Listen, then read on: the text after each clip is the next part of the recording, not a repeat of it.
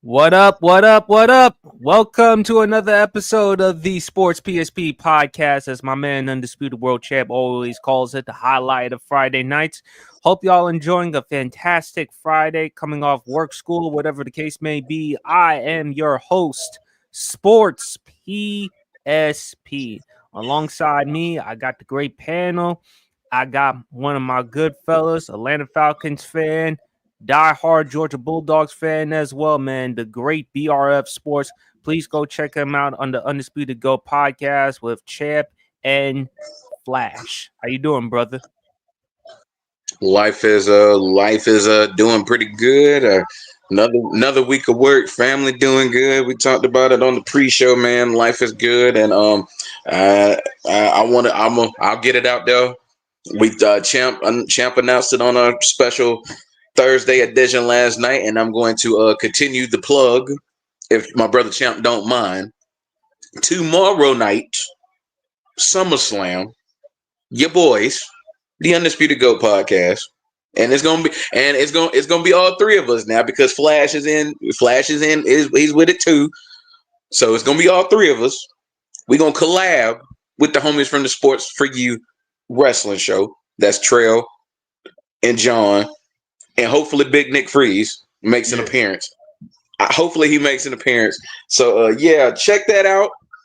I know we're at least doing the first night. I think we're doing both nights. If both nights are happening, I know they got a lot going on with the weather and trying to get the set together, and they're a little worried on it right now. But we know for at the very least we collabing doing a watch along for the first night. So let me tell you something. If y'all ain't following the Sports for You wrestling podcast, if you ain't following the Sports for You podcast as a whole, y'all need to follow those boys. Those boys put in work. Champ calling the best in the West for a reason. They've earned that nickname. They earn it every week they out. So definitely follow those boys and feel free to stop by. First night of SummerSlam. And that card is I said it on the show last night. I think SummerSlam is going to be PLE of the year. I don't think there's going to be another show to follow this with the card that they have stacked up. So if y'all ain't doing nothing tomorrow night, come on in and stop by and watch SummerSlam and holler at us and have some fun. Yeah, you better definitely. I mean, you better get your money's worth. Better take the time to support the Sports for You Wrestling podcast. And please go shout out to my girl Nessa, because you never know, the great Nessa will always stop by on the Sports for You Wrestling podcast. Ladies, if y'all interested in knowing y'all wrestling, go talk to the great Nessa. Love you, Nessa. And of course, we cannot do the Sports PSP podcast without my main man, Columbus, Georgia's own, the four-time college degree champion, the Al Roker of journalism, the young Charles Barkley. Funny, hilarious, knowledgeable, brilliant, always giving joy. Listen, even though I know he's on his diet and exercise regime, don't take it for granted. He will stop by for daiquiris and po' boys coming into the football season, and he will be the type of person that will be there for a plate or two for mama or grandmama's spot. The one and only undisputed world champ. How you doing, brother? I'm good, man. I'm just happy to be here, man. Happy to be here on the highlight of Friday nights, man. Like I always say, Friday night is podcast night. Remember that old A1 Steak Sauce commercial? They say Friday night steak night. No, Friday night's podcast night, man. And there's no place I'd rather be than on the Sports PSP podcast with the New Jersey Genius, man. Hey, I will say this before, I will say it again, and I'll say it till the cows come home and the ducks fly together. If it wasn't for PSP, there will be no Undisputed Gold podcast. There will be no Undisputed Gold podcast. So big shout out to PSP, man, for his contributions to the Undisputed Gold podcast. He may not be a guest on the show, but trust me, he's a part of the show. Everything is not always out front. You got to take the time to appreciate people when they're behind the scenes maneuvering things for you as well. Just because people ain't feeding you directly don't mean you ain't being fed. Take those words and do what you will with them. Absolutely. Always a pleasure having you on, champ. Also give love to Mama PSP, and of course, give love to the great D. You know D as well, champ, the great D. Thank you for everything. You're like a big sister to me. Love you. Talk to you soon. But fellas, I gotta be honest with y'all. These trade requests is going. I mean, coincidence. I mean, yesterday Terry McLaurin he requested a trade request, but not only him, but also Micah Parsons, champ. So you got two players from the NFC East division requesting a trade: Terry McLaurin and Micah Parsons. Now, Terry McLaurin, Washington, they still plan on keeping him, champ. He wants to get paid top-notch money, but at the same time, and shout out to our guy Rico, who covers the Commanders. I think that the Commanders, they're going to do what they can to keep Terry McLaurin. First of all, he's 29 years old. Now, if he were 25, 26, 24, that'd be a different story. Micah Parsons, on the other hand, this is just the example of the Dallas Cowboys, man. I mean, what do I need to say? Even Micah Parsons even said, you haven't even talked to his agent. Correct me if I'm wrong, Chad. You haven't even talked to his agent regarding the negotiation deals. And now he's telling you he wants out of Dallas. He loves Dallas, the city, but now he wants out. And I don't know what Jerry Jones, Stephen Jones, and the rest of the Dallas Cowboys organization. As for Terry McLaurin, look, I'm going to give the Washington Commanders organization with Josh Harris, with Magic Johnson, some grace. Because would I like to see Terry McLaurin go? No, because again, you're losing Jaden Daniels' best target. And Washington throughout this offseason, they've had a really good offseason, champ. You mean the trade for Laramie Tunsil? You got Deebo Samuel in the trade. We got the offensive lineman from Oregon. You know, Washington, this is not the same ownership with Daniel Snyder. So you have a lot to look forward to for Washington. As for Dallas, okay, Micah Parsons still hasn't been signed. And look, Jerry, he did this last year with Dak Prescott and CD Lamb. So my thing is, Jerry, you better hurry up and you better figure out a way to pay Micah Parsons his money. Otherwise, he wants out. Micah Parsons has made the 4 Pro Bowls, 3 all-team, 3 All-Pros. His body of work speaks for itself. If you lose him, and plus they've dealt with injuries this season, champ, with the offseason, with the offensive line. Yes. And now they brought back Lael Collins. So my thing is, say it ain't so. I mean, the episode, say it ain't so. I mean, Washington, you got to figure out a way to take care of Terry McLaurin. I believe they'll find a way to take care of Terry because he's coming off a great year with Jaden Daniels. You finally see with Terry McLaurin, with a legit quarterback like a Jaden Daniels, what he's capable of. Because he was productive, even without Jaden Daniels. He had Carson Wentz, he had Alex Smith, he had Russell Dwayne Haskins. He's had other quarterbacks that nowhere near the talent or caliber as Jaden Daniels.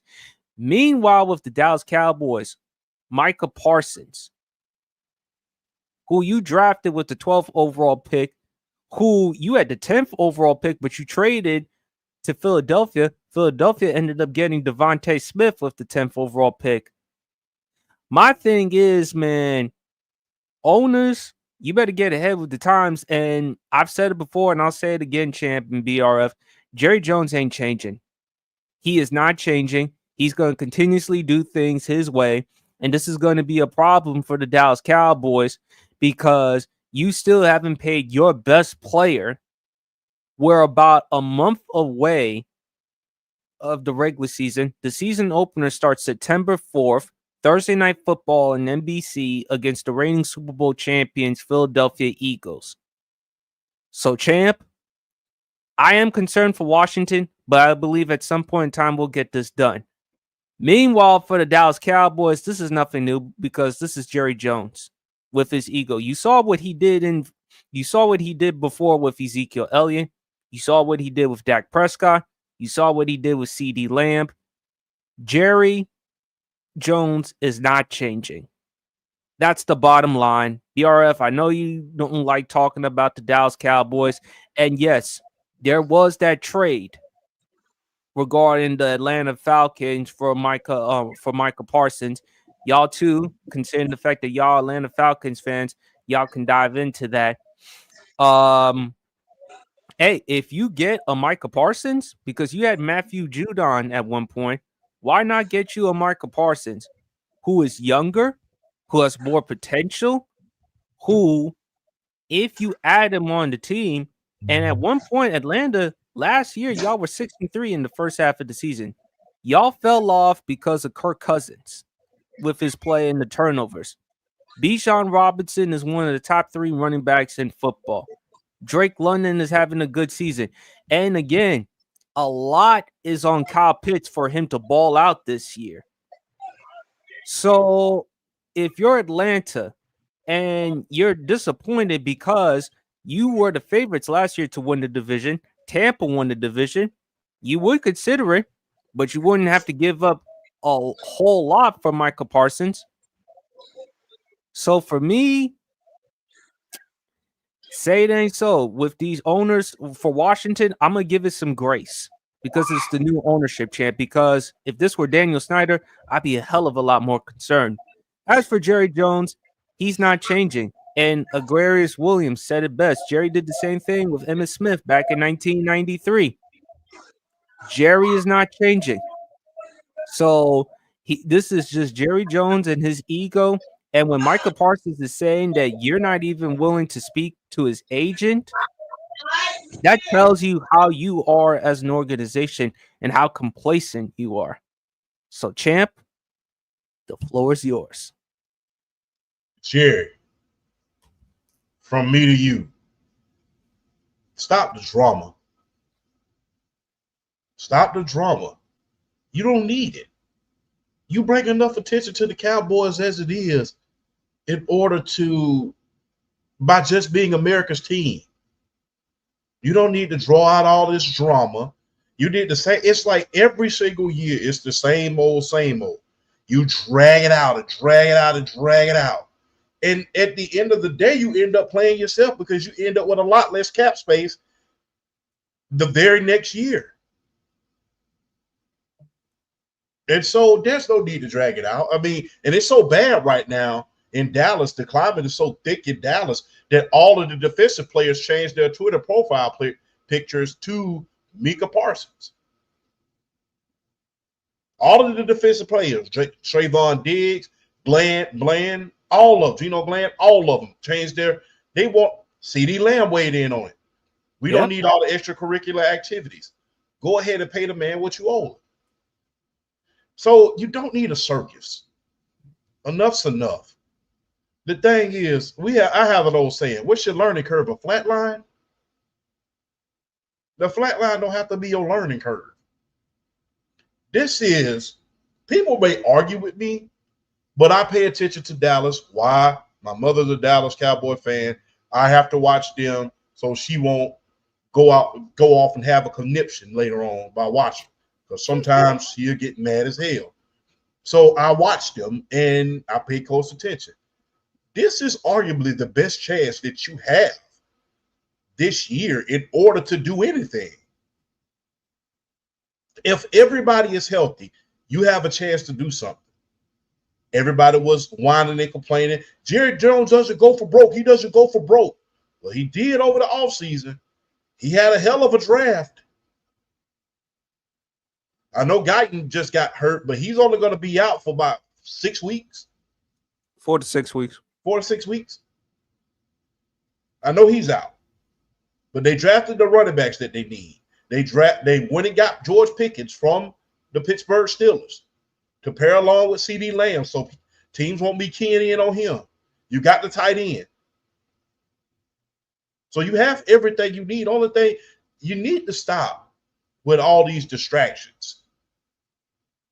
What's so funny about Jerry is he had got teed off at Jimmy Johnson because remember, and you know this for a fact, BRF, because we was kids when this happened, but you remember this. Remember when the Jacksonville Jaguars was looking for their first coach, right? Because they were an expansion team, and they reached out to they reached out to Jimmy Johnson, and Jimmy Jones said if they reached out to him, that he'd quote unquote listen. And I'll never forget, in Jerry's own words, he said, "I had the reddest neck in Texas." He said, I was really annoyed because we risked the wheels coming off and it risked being a distraction to the team. But what was so funny about that, when that happened during Jimmy's last year, you didn't sign Emmitt Smith to damn week 3. That was distraction enough. So him being a distraction by saying he'll listen to the Jacksonville Jaguars job when they first came out, I think it was back in 1995, and you said, well, that was a distraction. You played a role in the distraction by not signing Emmitt Smith. You don't need all of these distractions. This is your best chance this year. This is your best chance. You have a chance. I'm not finna say you're gonna win the Super Bowl because I'm not that guy. You're not finna see me say Dallas has a chance to win. Nope. Dallas is gonna win. Nope. You have a chance to win. Everybody's healthy. The moves you made in the offseason. What I will say, I'll put Dallas's draft up. I'll say the best 2 to 3 drafts it had to be Dallas and the Baltimore Ravens. They had 2 of the best drafts this year. Yes. But Jared, there's no need for all these distractions and you to be putting this on the team. A lot of stuff doesn't need to be done. And when the team is coming out saying there's no need to be distraction, then there's no need to be a distraction. Go ahead, pay Micah Parsons, or if you're going to trade him, trade him. I mean, look, I got the trade in my hand right about now, and they said that a Falcons beat writer, insider had it, but like I said, like BRF said, unless it's Adam Schefter, yes, but unless it's Adam Schefter or Ian Rappaport, I really don't trust it. So here's the proposed trade. The proposed trade. 2nd round pick, a 3rd and 4th swap, a 1st round pick from 2027, Kyle Pitts, Tyler Aguilar, and Braylon Trice. Would you do it, champ? I'm not ready to give up Tyler Aguilar. I'm not ready to give up the bowling ball as of yet. I'm really not. I mean, I think he would be an asset to Dallas because, before Bijan Robinson got there, he was our leading rusher. But that's one that I'm not willing to part with. I'd say throw in a 7th round pick instead of him, and we'll give you that trade then. But I'm not ready to give up Tyler Aguilar. I don't think that you need to just run Bijan to death. Bijan is a top 5 back, top 3 back in the league, but I don't want to run Bijan to death. Let Tyler Aguilar come in the red zone situations and do what he do. That's one I'm not willing to give up. Everybody else, hell, send them on. Send them on. I'll be glad this trade's that for Micah Parsons. Michael Parsons. Damn, I can never say the dude's name right. But before Parsons, we have not had a legitimate, not one of these flash in the pans type of guy. John Abraham. Exactly. Well, him and Patrick Kearney, because Patrick Kearney wasn't no joke neither. Underrated. But John Abraham in his days with the New York Jets and with Atlanta. Yeah, I remember I'll never forget John Abraham's first game. He had, I think it was 3 sacks, 2 forced fumbles, and recovered a fumble. And damn near got ate the Carolina Panthers alive his first game. Alive. That was his first game. So that was his first game. I was like, this is something special right here. And I think that was our best defensive line. I think we had him, Patrick Kearney, we had Grady Jackson and Rod Coleman that year. All of them double-digit sacks. What was the 2000? What year was that? I forget what year it was, but I remember that year like it was yesterday. Rod Coleman. Yeah, it was Rod Coleman, Grady Jackson, Patrick Kearney, and John Abraham. They all made the Pro Bowl. I think it was the 06 team. It was the 06 team. I think. Yes, the 06 team, the Mike Vick team. But that was something special. But we haven't had pass rushers legitimately since him and Patrick Kearney. You know, Brady Smith was a good pass rusher as well, but we haven't had that legit guy that somebody had to key in on so it can make a way for the other guys. As far as Washington is concerned, number one, I'm gonna just be real. Go ahead and play Scary Terry. Pay him. Because guess what? I don't think that Jaden Daniels has the year that he has without Scary Terry. I know people are going to say, well, he's a skill player. He's replaceable. Everybody is expendable. Not everybody is replaceable. And he has been to Washington what Mike Evans has been to Tampa Bay. Consistency, professional, and that glimmer of hope. Before Tom Brady got there, Mike Evans was killing it. He got even better when Tom Brady was there. Although people will say, well, it's just consistency. That's what you want in the league, consistency. What am I supposed to be? Inconsistent? I'm supposed to have a boom or bust season? No. I know he gets hit because he gets 1,000 yards every single year. It doesn't go in the 15. But I am consistent. I am proven. I am the guy. And Terry McLaurin has been that constant threat since he got there. He has been to Washington what? That's a great analogy. Tampa Bay. He has been that. So go ahead and take care of him just like Tampa Bay took care of Mike Evans. Go ahead and take care of your guys who stuck with you because anybody else would have been paid. Take care of your guys who stuck with you, through the tough time. But do you want to reset the market with Terry, champ? That's the thing.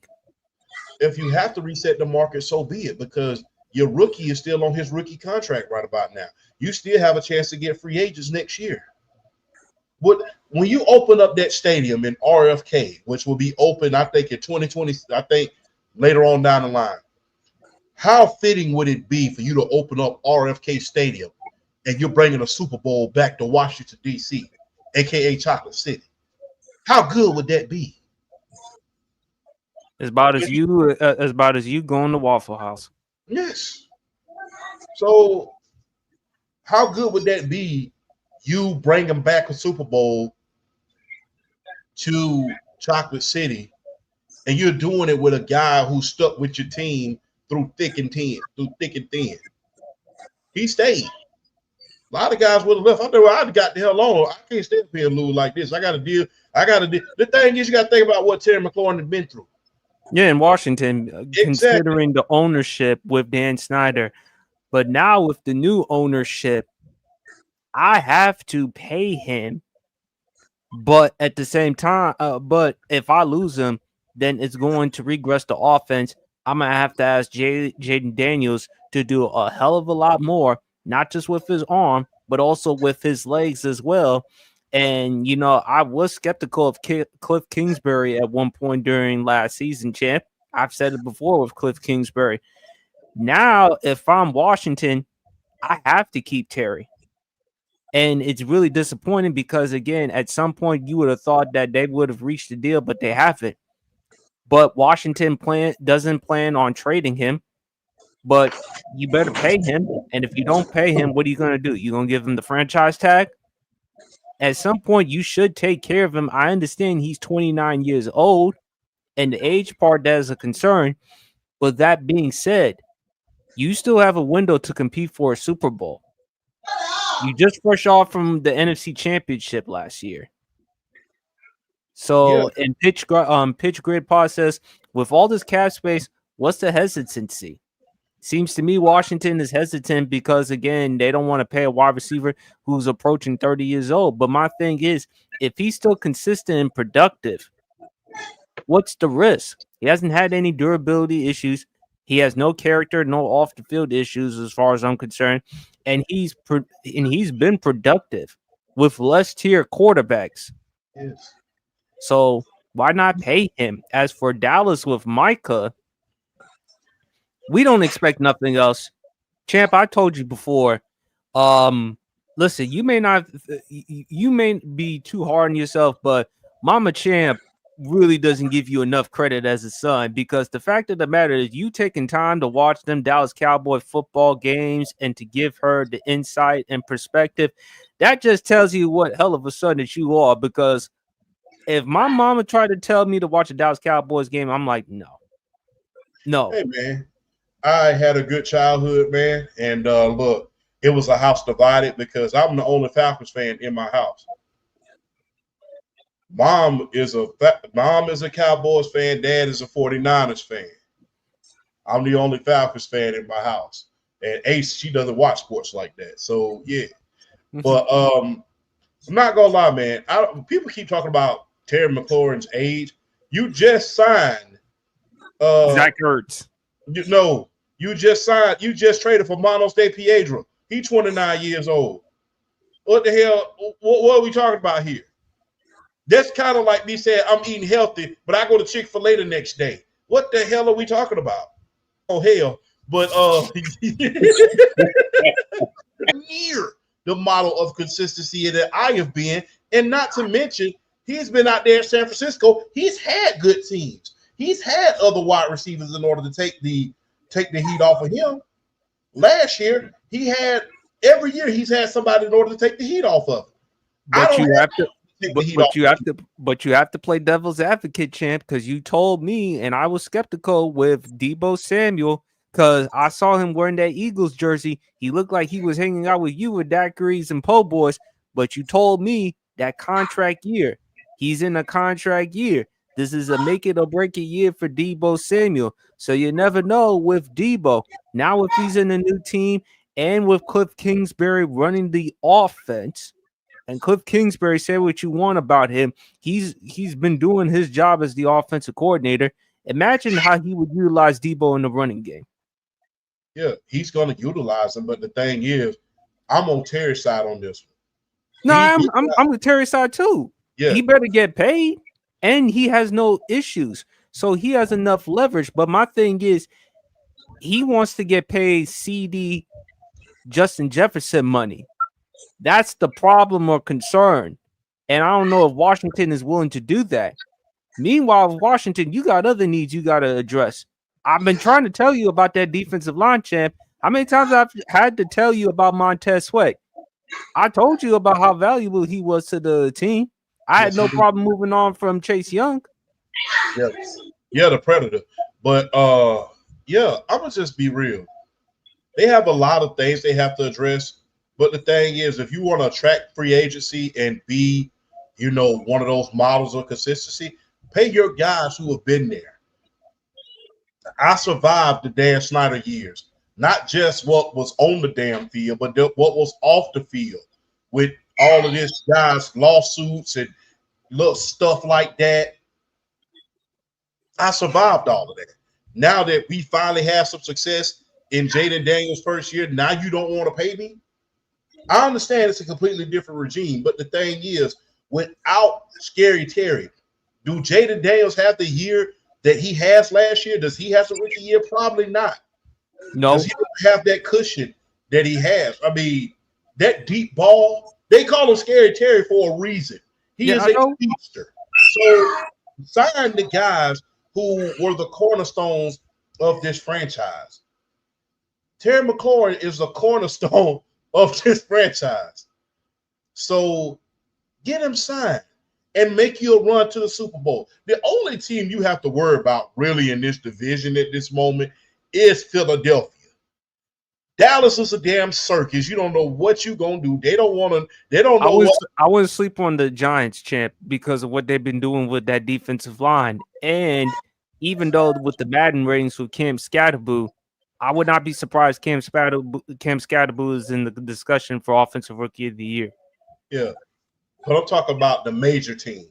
No, I mean, obviously it's Philly because they're just fresh off from winning the Super Bowl and the roster is presently constructed. And I've told BRF before, Howie Roseman is still the best executive in football.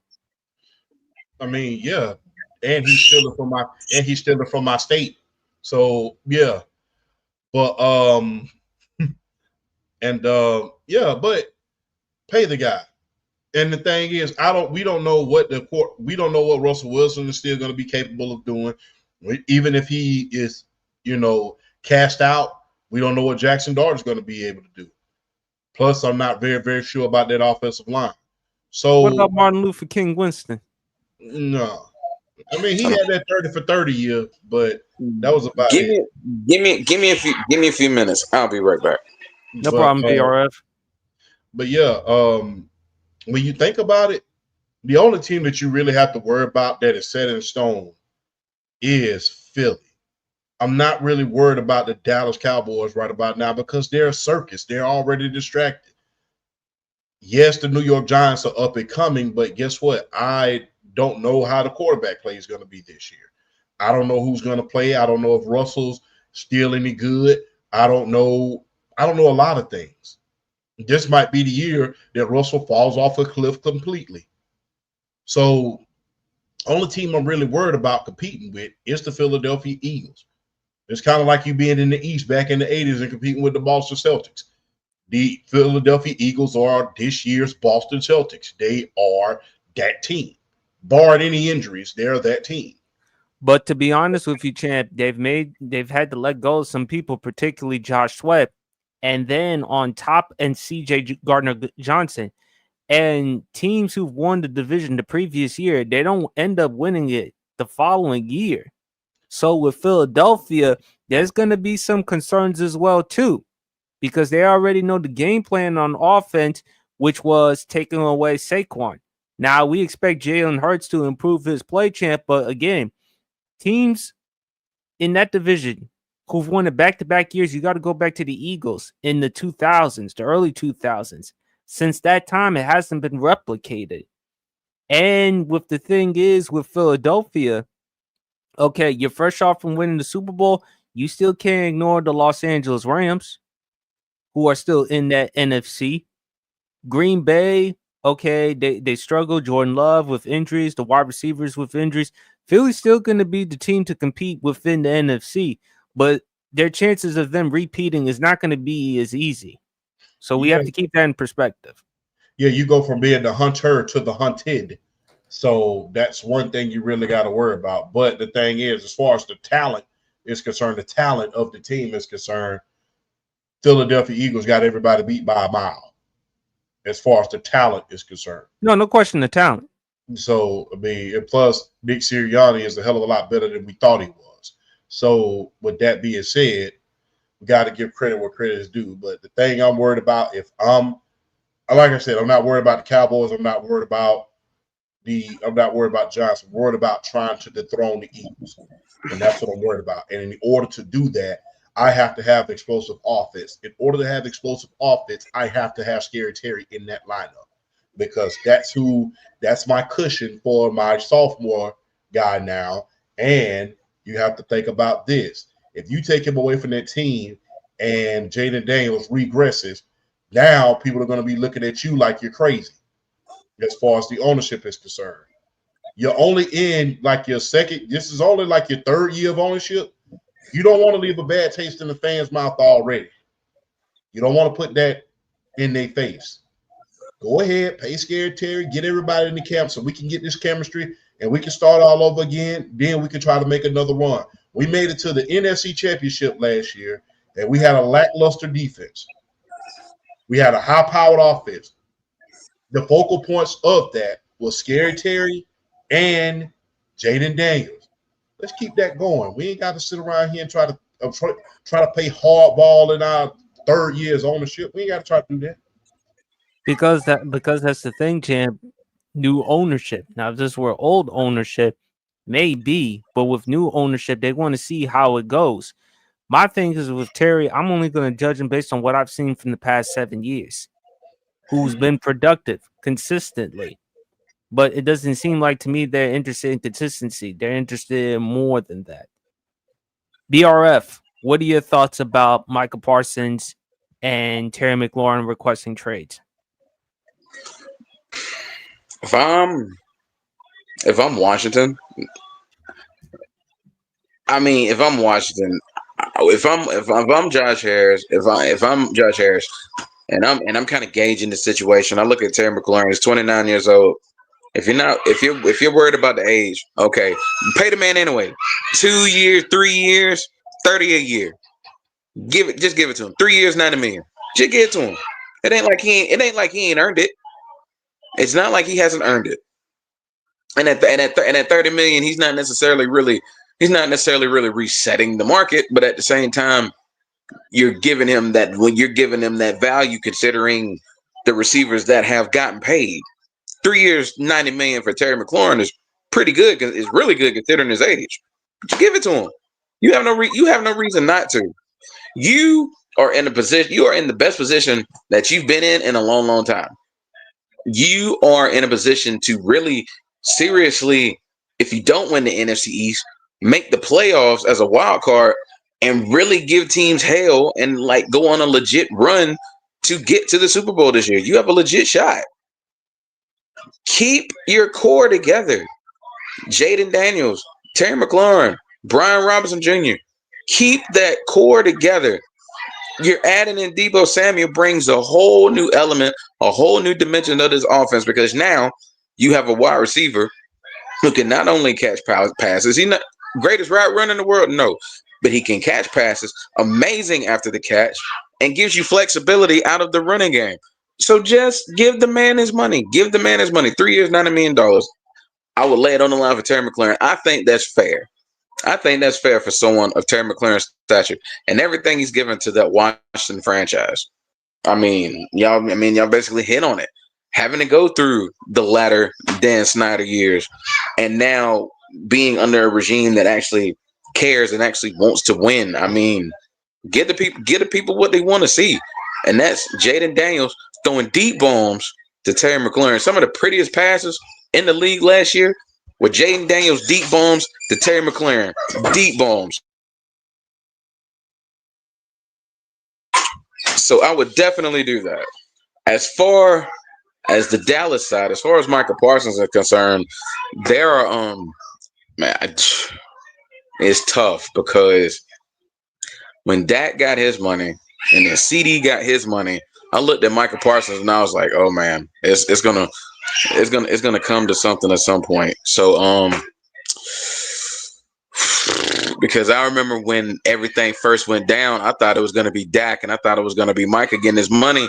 I thought ultimately CD Lamb was gonna be the odd one out. It looks like Micah Parsons is gonna be the odd one out here. So now it's like, can you really, if I'm Dallas, you're in a situation now, can you really give him what he wants as far as like a contract?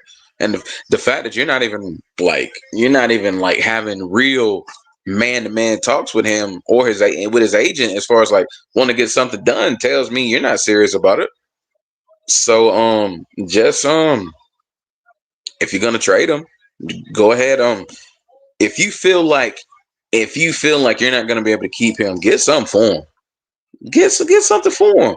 And a guy with the talent of Michael Parsons and still being as young as he is, dude already has like 52 and a half sacks. 4 Pro Bowls, like, three All Pros. Exactly. Yeah, like 52 and a half sacks. What was it? Like 4 forced fumbles already. I mean, the dude is an absolute menace. He's an absolute menace when it comes to rushing the passer. So go ahead and see what you can. If you're not going to sign him, you better trade him and get what you and just kind of restock your draft capital a little bit. Maybe swing and get a player that can come in and contribute. I mean, there are going to be a bunch of teams out there looking at Michael Parsons, licking their chops. Teams like the LA Chargers, teams like the New York Jets. Don't think the Tampa Bay Buccaneers won't get involved. They could use another pass rusher. Or Falcons. People are saying, people, you say what you want. I think the Falcons have had one of these off seasons where they haven't had one of these off seasons in a while where they're actually kind of greedy. And they're actually trying to bring talent in.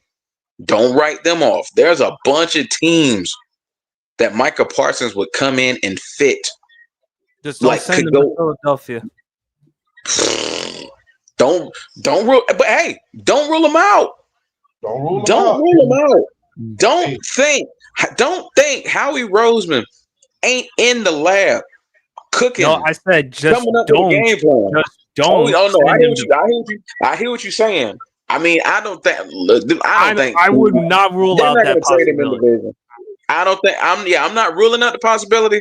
I don't think they're going to trade him in the division. I think if Micah Parsons goes to a Pennsylvania team, is probably if it's the Pittsburgh Steelers. I think the Pittsburgh Steelers would be an amazing fit for him because I mean, like my thing is you got TJ, you got Alex Highsmith, you bring in Micah. I mean, a guy like Alex Highsmith. I mean, it's they still technically run forms of the 3-4 defense. You just take Alex Highsmith, put him in one of the middle linebacker spots, and there you go. You got TJ Watt on one bookend, you got Micah Parsons on the other side. I mean, it's instantly the scariest duo pass rush wise in football if he goes. So there's a lot of teams that would just die at the idea of a Micah Parsons. So I don't think he's going to stay, but I don't know what Dallas is going to do as far as like trying to make a move. So I'm going to analyze this one hard. I want to see where it goes. Well, Champ, you better tell Mama Champ to go hang out with Jerry, have some beer and nachos, because she needs to figure out what in the hell is the Dallas Cowboys doing. Because when Micah Parsons is demanding a trade request, and remember, Jerry keeps calling Micah Michael Parsons. You know his name, Jerry. I know you're getting up there in age, but you keep mispronouncing his name intentionally. That lets you know you're not taking it seriously. He did the same thing with Zeke, with the whole Zeke who? Yeah, but Zeke who? But eventually he gave Zeke his money, but it didn't come to that conclusion, Champ, with Micah. It didn't come to that conclusion with Zeke demanding a trade. Micah is now demanding a trade. And this is one of the preeminent defensive players that we have. Not just for the Dallas Cowboys, but in our game today. And he's telling you he wants out. So, hey, Jerry's not going to change, man. And I've said before, the worst thing that's happened with the Cowboys is Jerry Jones winning that Super Bowl against the Steelers with Barry Switzer as the head coach, because that gave Jerry the validation. I don't need a great GM. I don't need all these great things. I'm going to do it my way. And it's been 30 years. And still, no Super Bowls, no Super Bowl appearances, not even a conference championship appearance. You've won how many playoff games? And you still, and the reason why you still keep talking about this, Jerry, because it's the Dallas Cowboys. It's America's team. Fans are going to support this team. They're going to still patronize the product. So, Jerry, you better get your act together. It may be too late. And remember, Champ, you and I, we've talked about Jerry before. He, thank God for Stephen, because he saved them out of drafting Johnny Manziel and ended up going with Zach Martin. Yeah, he went with Zach Martin. Jerry, look, I know I'm going to just be real. Jerry, do you want to be a circus, or do you really want to win Super Bowls? That's the thing. I know you're not going to change. At a certain point, you can't teach an old dog new tricks. But do you want to win, or do you want some bull jive to be in your organization every year? That's my question to you. Because if you want to win, go ahead and do what needs to be done and everything. So if you want a horse number 6 before everything else goes into fruition, then you might want to consider go ahead and making that trade. Well, excuse me, making that trade and get a bunch of picks for them, or paying up that money. You're gonna have to do one of the two. And wouldn't it just be a shame for the 49ers to get it? To pair him up with Nick Bosa? Yeah, and Fred Warner. Yeah. So, I mean, stop. And the thing is, I know you can't, like people's always going to say, man, you can't teach an old dog new tricks. But the thing is, you'll learn a thing or two when you want to win. When you want to win as bad as you want to take your next breath when you're not breathing, when you're getting choked out, then you will change your way of thinking real quick. And that's the problem with Jerry at this point. All that stuff you did in the 90s, it ain't working no more. It doesn't work. You squandered all that money with Tony Romo. And let's not forget, because of your lack, you have had, I'm gonna give Jerry a lot of credit. You've had a hell of a lot of great players come through Dallas. DeMarcus Ware, Sean Lee, Dak Nguyen, Darren Woodson, Roy Williams. You've had a lot of great players. I think I said DeMarcus Ware already. You did. Yeah, so you've had a lot of great players. DeMarco Murray. Dez Bryant. You had a hell of a lot of great players that came through there. But yet you did not win. And after a while, the common denominator is you. You can only go through so many coaches and so many bad relationships to everybody start saying, hey, that's you, partner. It's time. But like I said, you don't have to change if you want to keep doing what you're doing. If you want to keep, look, I'll make this comparison. If you want to keep being that drunk that's going to a bar every night and you coming back home and you stagger on yourself, you bust your head open and you end up in the slammer, keep going to the bar drinking. But if you want to not waste your money or waste your family's money, bailing you out of jail, now you got to go to court. If you want to stop doing that, then stop going to the bar every Friday and falling over on yourself, throwing up. That's the analogy that I make. If you want to stop being a drunk, stop going to the bar. Stay behind at home, watch some TV. If you're going to drink at home. That's what I compare it to. But if you really want to keep doing what you're doing, keep going to that bar. You know they're going to kick you out after about the third drink. You know you're going to fight a bouncer. You know he's going to throw you out on your head and tombstone you. Now you got to go to jail. Now the cycle repeats itself. Stop doing that. It's done. I don't know, champ. It's going to be a long time in order for Jerry Jones to come to that realization, champ. Like you said, you can't teach no dog new tricks. And the thing is with Jerry, not only with age, money. People with that amount of money don't like to be told what to do. And I think the problem is with people with that amount of money, they don't like to be told that they're wrong. And that they don't, and they're going to continuously do whatever they want to do. You said it yourself, champ. The definition of insanity is doing something more than once and expecting expecting a different result. Exactly. And that's what Jerry is doing. Hey, and I'm gonna just be real. Everybody with money don't want to be told what to do. These last 8 months has shown us somebody gonna tell you what to do. Either you can stop on your own or somebody else can stop you. So we can always preach to the choir about, well, people with money don't like to be told what to do. You see what's happening to them right now, don't you? We're going to get to that segment later. I'm not doing no spoilers, but you see what's happening to a lot of cats with a lot of money. They don't like to be told what to do. Okay, somebody going to tell you what to do in this world. Either your mistakes are going to tell you what not to do, or you're going to listen to the people that is advising you.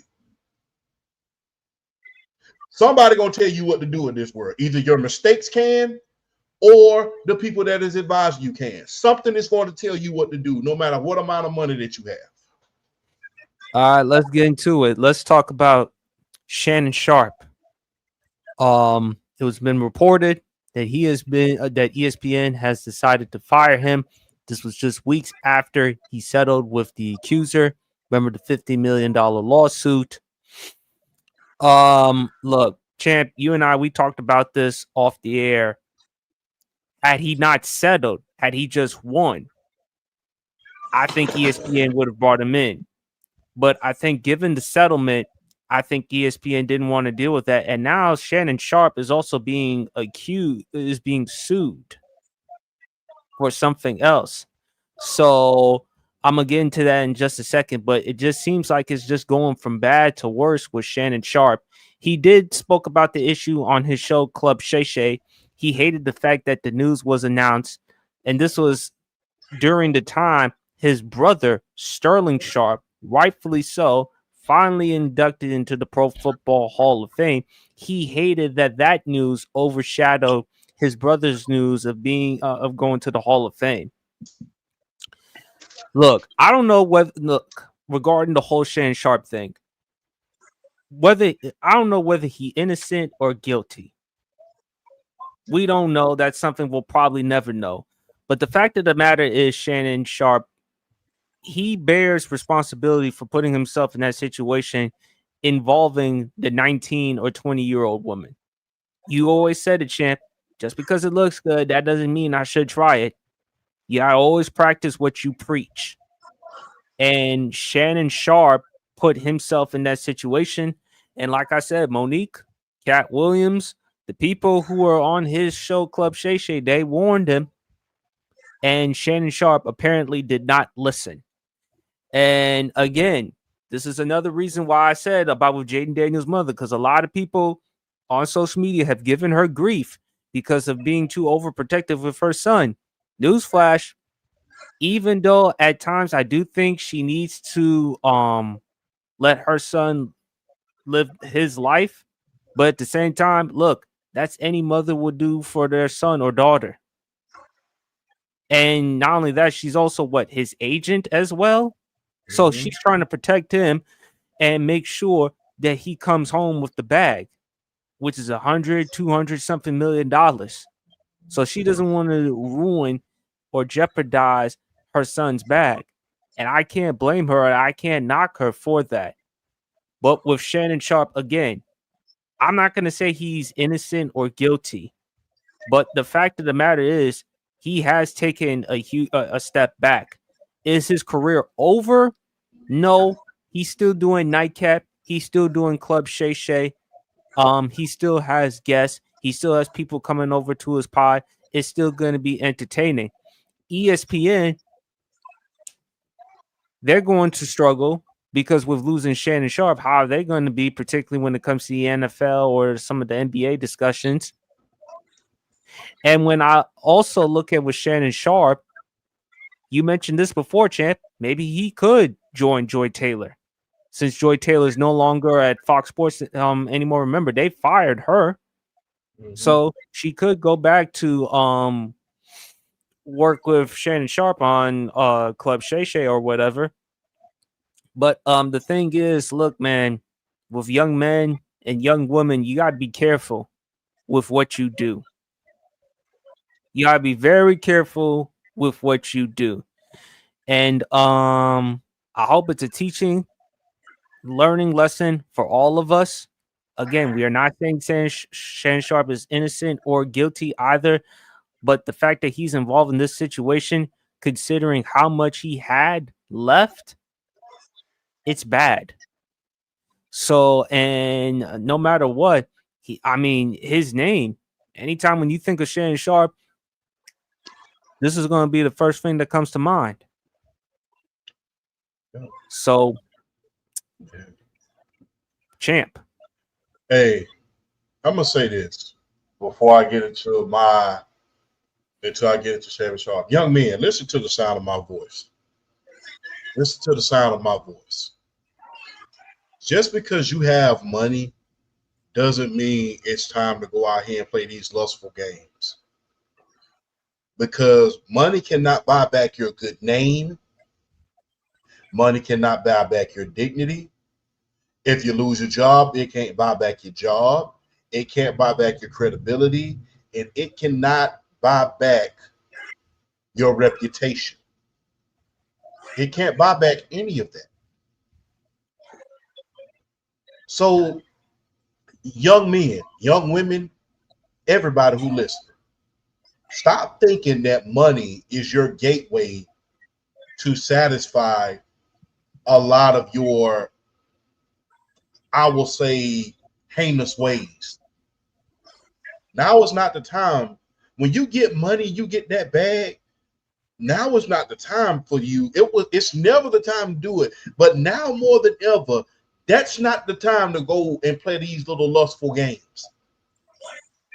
I cannot stress this enough. When you get a big sum of money, you get a big time job, you get a big time anything, you get a bag. Now is the time to be more responsible than anything, because as you're working hard as you work in order to get your money, there's at least 5 or 6 people working just as hard to get it away from you. So heed my words quickly. Don't think that it's time to fly. It's fine to fly somebody out. Don't think that it's time to let's take somebody on the shopping spree. We gonna bring them back to the telly. None of that. When you get that bag, act responsible, because somebody's out there trying to sue you. Somebody's out there trying to railroad you. Somebody's out there scheming. So don't play yourself. Okay, on to Shannon Sharpe. This is not the first time he's been in a situation like this. Remember, he had to take a leave of absence from CBS. Point 10. He was an analyst on CBS back in 2018. He had to take a leave of absence because rumor had it, allegedly, I will say, that he threatened a woman because, some of the same things. So does that validate a lot of other things? Who knows? And although we say a settlement is not an admission to guilt, what did he say when the NFL settled with Colin Kaepernick with that collusion case? In his own words.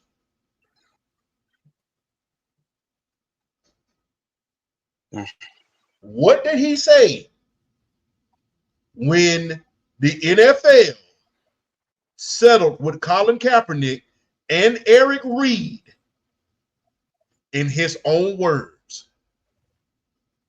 They always say in his own words, they say in a settlement, it's not an admission to guilt, but you know the reason why people settle. I didn't say it. Hell, he did. Did he not? Or am I tripping? So, with that being said, these are your words, not mine.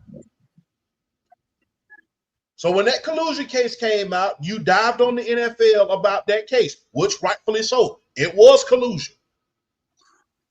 And it was so bad they got another collusion case coming on. We talked about that last night, BRF, with the collusion case.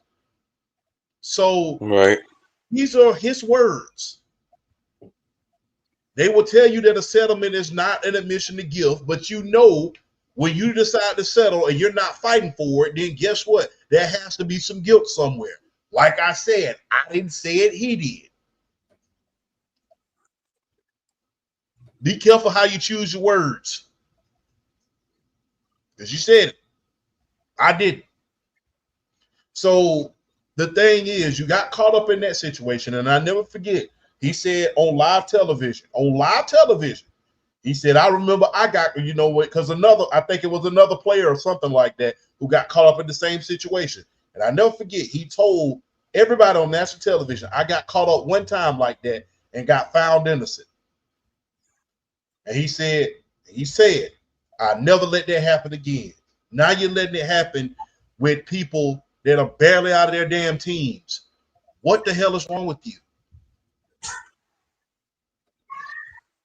Like I said, just because you got money, and the thing is, look, I'm gonna say this, and I want you to take my words and put them in your mind and think about what I'm trying to say. You from down south, homie. I'm gonna say that again. You from down south, homie. Do you know the consequences of shit like that you be doing? BRF, you know what I'm talking about. You from Savannah, Georgia. You grew up in the damn 60s. So the last thing that someone your age should be damn doing is doing shit like that.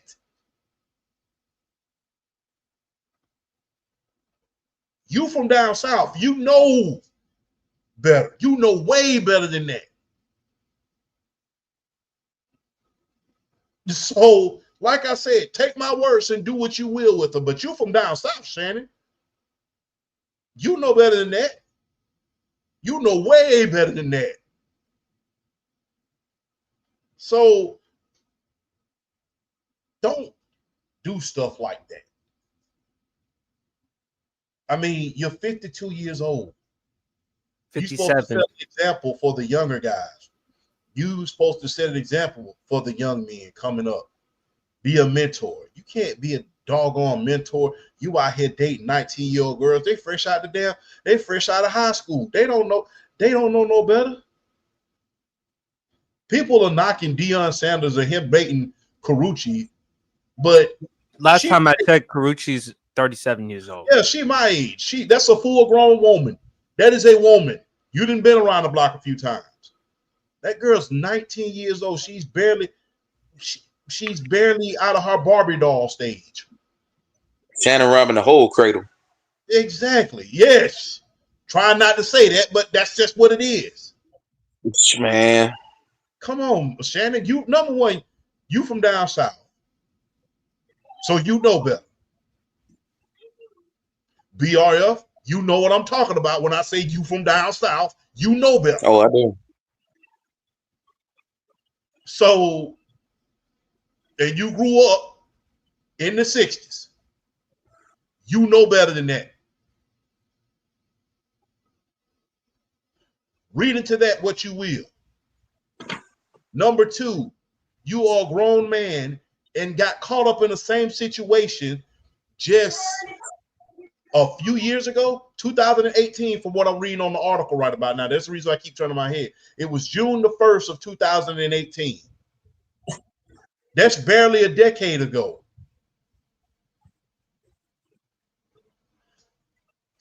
Are you not paying attention to what's going on around you, young man? Well, I can't call you young man. You're an old man now. You're supposed to have wisdom. You're supposed to be smarter than that. You've been around the block. You've gotten caught up in these situations. Why do you keep doing it? Like I said, once you get money, if anything has taught, if I can take this year and take one lesson from this year, one, and say this is the lesson that I've learned from the mistakes of others, it's this, because we've seen plenty of examples of it this year alone, just in the last 8 months. And tell me I'm lying. That money and lust do not need to go hand in hand. It do not need to go hand in hand, because you're seeing way too many times where these guys are getting in trouble. They are getting charges pressed on them. They are getting involved with these lawsuits, and they're losing a lot of money. They're losing a lot of opportunity. They're losing their good name. They're losing everything. So if you can take any lesson from this year, that should be money and lust shouldn't go hand in hand. If anything, you have to be more careful. You must be more careful.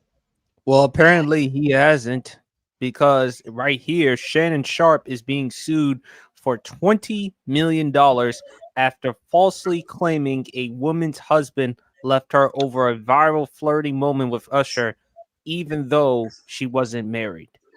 So my thing is with Champ, you would think with Shannon Sharpe, after what you went through back in 2010 in CBS with the first sexual assault accusation, okay, you were found innocent.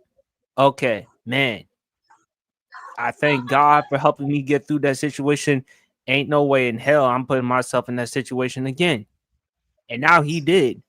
And to go back to what Shannon Sharpe had said, he's often said money don't change you. Money makes you more than what you already are. Well, in this particular situation, Shannon, what has that made you? More than what you already are.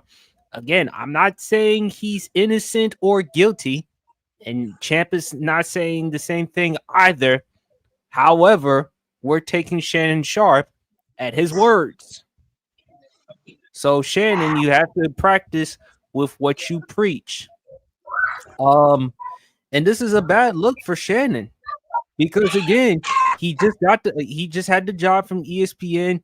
Everything was going well, and then here we go again. So, how is Shannon Sharpe going to respond? He still has Nightcap. He still has Club Shay Shay. And I hope it's a lesson. It's just a lesson not only for young men, champ, but for everyone in general. That just because you have money and just because you have authority doesn't mean you should do these types of things or be involved in these types of things, because sooner or later there will be consequences. And Shannon Sharpe, unfortunately for him, is paying the consequences because now he's out of a job on ESPN, and it's just it keeps getting from bad to worse with him. So I hope for Shannon Sharpe he lands back on his feet elsewhere. He's still gonna do Nightcap. He's still gonna do Club Shay Shay. But the fact of the matter for him to put himself in this situation is horrible. Now, they never disclosed his contract, but it's rumored that his salary was with ESPN just to be a part-timer. He was not a full-timer. It was around the 6.5 million range. A lot of money. You just lost $6.5 million because of whatever. Mind you, part-time.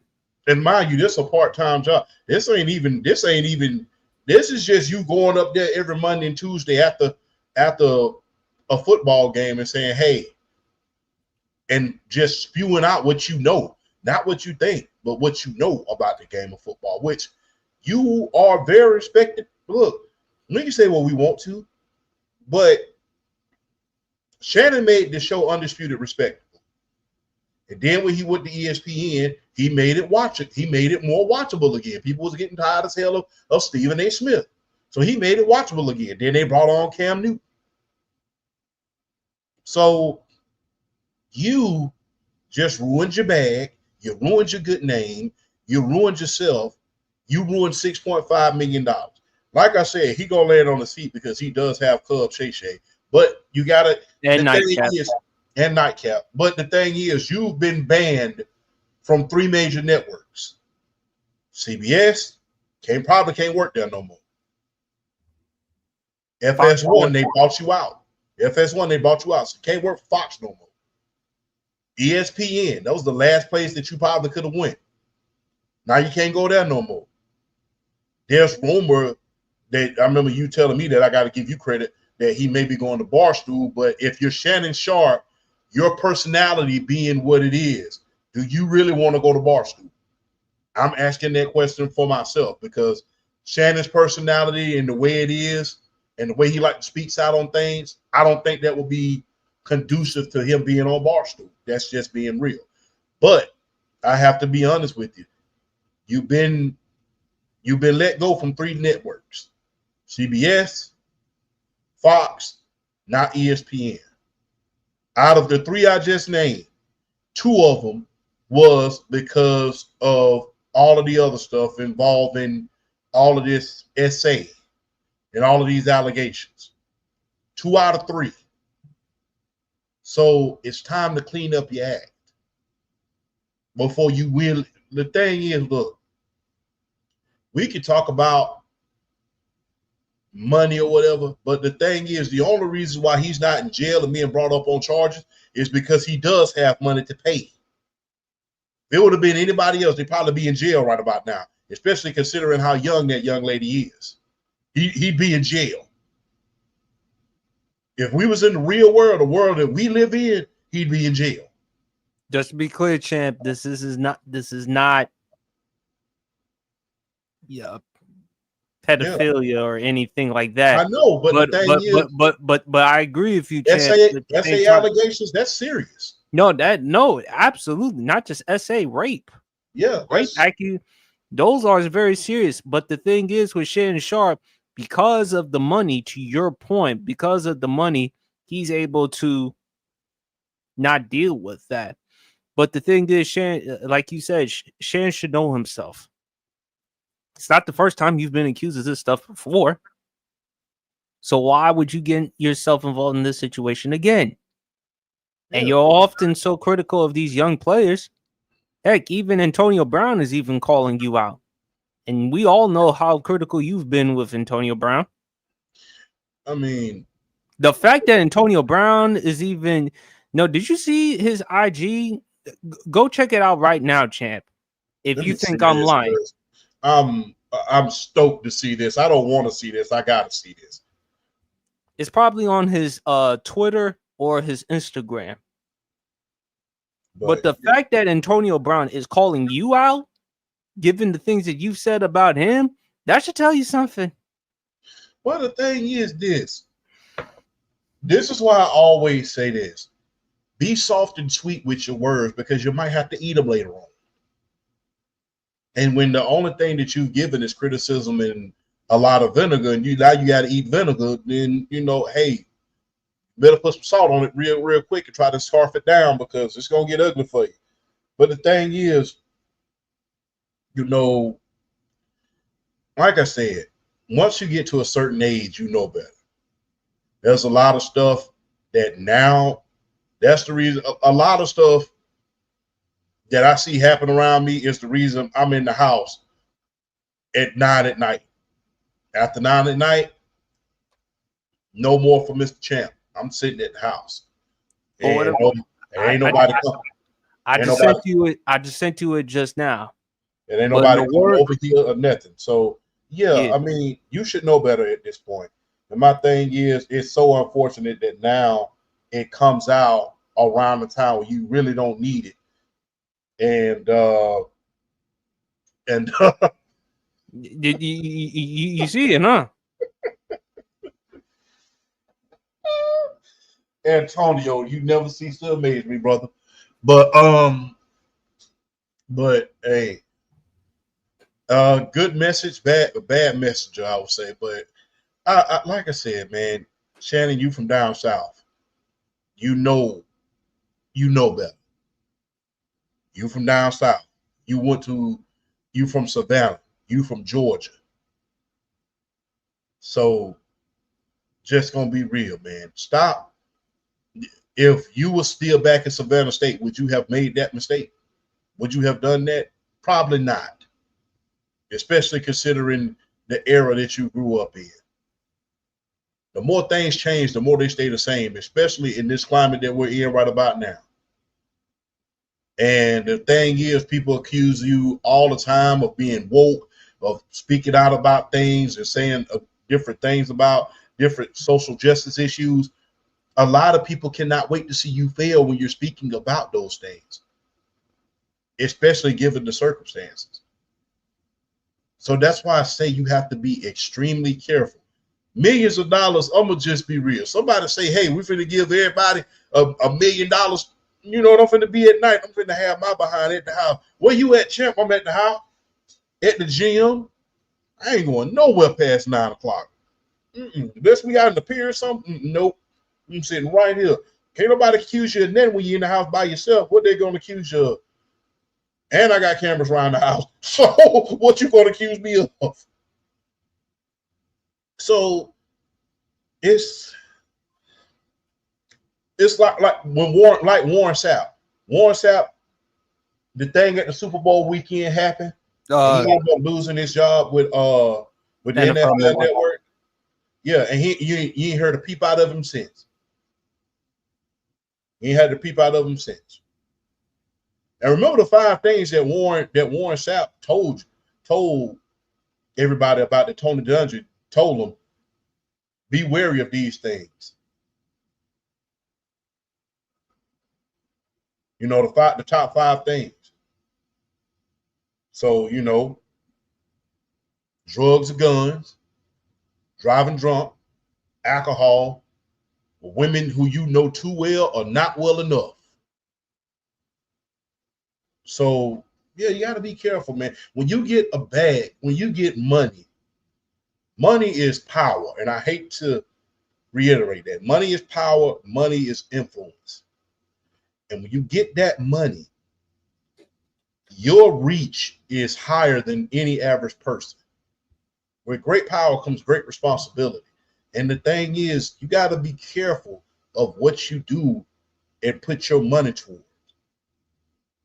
All of this other stuff, look, you don't need to do all of that, because the thing is, somebody gonna tell it. You can have somebody sign as many NDAs, non-disclosure agreements. You can be talking on the phone all you want to. Somebody gonna tell it.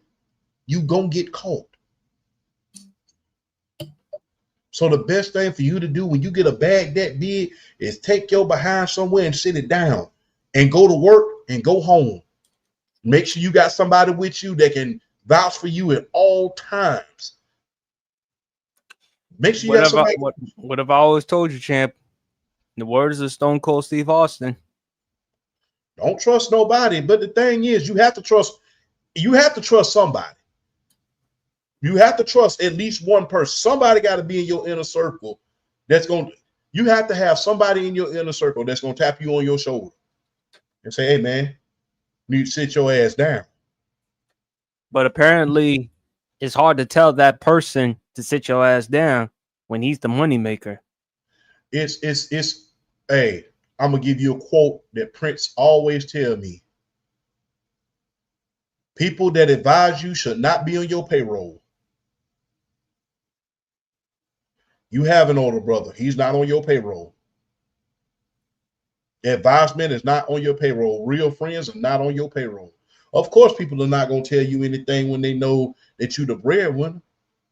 But the thing is, with money comes ego. With money comes everything. But the thing is, it takes that general to understand, hey, man, you the leader. And if they cut off the head, what you think going to happen to the body? What's going to think you going to happen to all of us? Chill. Stop. And plus, I don't want, even if I was a part of somebody's payroll, I don't want you going down no dark path, risking going to jail, going to court, bad publicity. You don't need all of that. Why? Because you want to indulge in some foolishness? No, I don't want that to happen to you. I've seen that happen to too many people. Don't go down the dark side and go down that rabbit hole. You're not gonna find anything but hopelessness. But the blindest person in the world, champ, is the one who can't see but chooses not to see. Yeah. But the unfortunate, man, we live in a world now, man, where you got access to everything. And I think Cam Newton said it best. When you got money, you think. I'm gonna rephrase his saying. He said, "Money, no, don't apply to you. No, you think no, don't apply to you, but it applies to everybody. It applies to everybody." Oh, it certainly does. And if you don't believe that's 8 months. No, I'm not trying to be funny. But the thing is, learn from it. No, but champ, I'm laughing is because everything you're saying is true. Hell, look at our president. You look, I know you don't want to mention his name, but look, it's been 7 months since he's been back at office. Yeah. Not necessarily talking about him, but look, think about. No, I know you're not mentioning him, but I'm in hip hop. Certain cases in hip hop. Yeah, certain cases in hip hop, but at the same time, look, these a lot of problems. But the problem is with a lot of these guys, man, always involved in these types of situations. And you would think, hey, wouldn't you, after hearing this type of story from this certain individual, wouldn't you say, hey, I don't want to be involved in this same situation. I might as well just chill, settle down, just be with my friends, be with people who care for me, who want my best interests. Like I said, sit down. My thing is probably because I'm old. Look, if you would have gave me $1 million when I was 24 years old, maybe. But I'm 37 years old now. I am a grown man. I am not. Look, you give me millions of dollars in order to talk on here like we be talking every week. Guess what? The minute they call me, hey, Mr. Pryor, what you doing? I'm sitting at the house or at the gym, work at the library, working on my craft, doing something like that. I'm not going to be caught up. And look, when you out past 1 a.m, ain't nothing open but certain things in liquor stores. So you need to sit down, especially when you get a bag. So when you get that bag, man, sit down somewhere, man. That is not the time to be irresponsible. That is time to be, you need to be, when you got access to stuff that you ain't never had access before in your life, and I've learned this, you have to sit down. You have to. It makes no sense for you to have $5,000 and the first place you go is to the mall. No, sit down. Keep that money. Put it somewhere. Don't be sitting around here trying to call somebody up and do all that foolishness, because that money gonna be gone in a minute, and they're gonna be gone too. And then what you gonna do? Sit down, man. Like I said, you have money. When you get money, man, now it's the time to be more responsible than ever. Now it's the time to be more cautious than ever. Now it's the time to exercise more discernment than ever. It's probably me because I'm a scary person, bro. I'd be scared. Hey, man, you want to go with him? No, I'm good, bro. You scared. I know. I'm gonna go home tonight and I'm gonna sleep well in my bed, not in a cell. So, well, I mean, I give you credit, Champ, for exercising a level of discipline, because people with that type of money, as you always tell me, Champ, doesn't matter if you're 37, 40 years old. People who are grown, they don't think grown. You've told me that. yeah, a lot of people don't think grown, but because, like I said, you think that money is going to be your safe haven, man. But let's just be real, man. God got a way of tapping your behind on your shoulder and knocking you over if need be. So either you can stop, or he can make you stop. So just being real. And the reason I know that, hey, you know, everybody's been in that certain situation where you have to say, hey, do I need to take a step back and rethink this whole thing? And sometimes you see other people in those same situations where you say, let me sit back and rethink this thing so I won't get in trouble. There's a lot of times where you have to exercise that discernment. But the thing is, when you have all that money, that is not the time for you to be calling up OF models. That ain't time for you to be going out on the west side, flying nobody out. You need to keep them vultures as far away from you as you can. I'm gonna leave you with this. They say it's lonely at the top. Let's hope by the time you get to the top that the vultures and the snakes are already gone, so it can really be lonely. Perfectly said. I just hope it's a learning lesson for all of us, Champ. I just hope that, you know, if you and I, when we have this type of money and opportunities, worst case scenario, we don't fumble the bag. We just try to capitalize it as much as possible. So, I just hope it's a learning lesson for everyone. Only place you're gonna catch me at that I'm gonna be indulging is probably a buffet. But even right about now, I ain't even doing that right about now. I'm at the gym and doing meal prep now. I ain't even doing that right now. Like I said, have some discipline, man.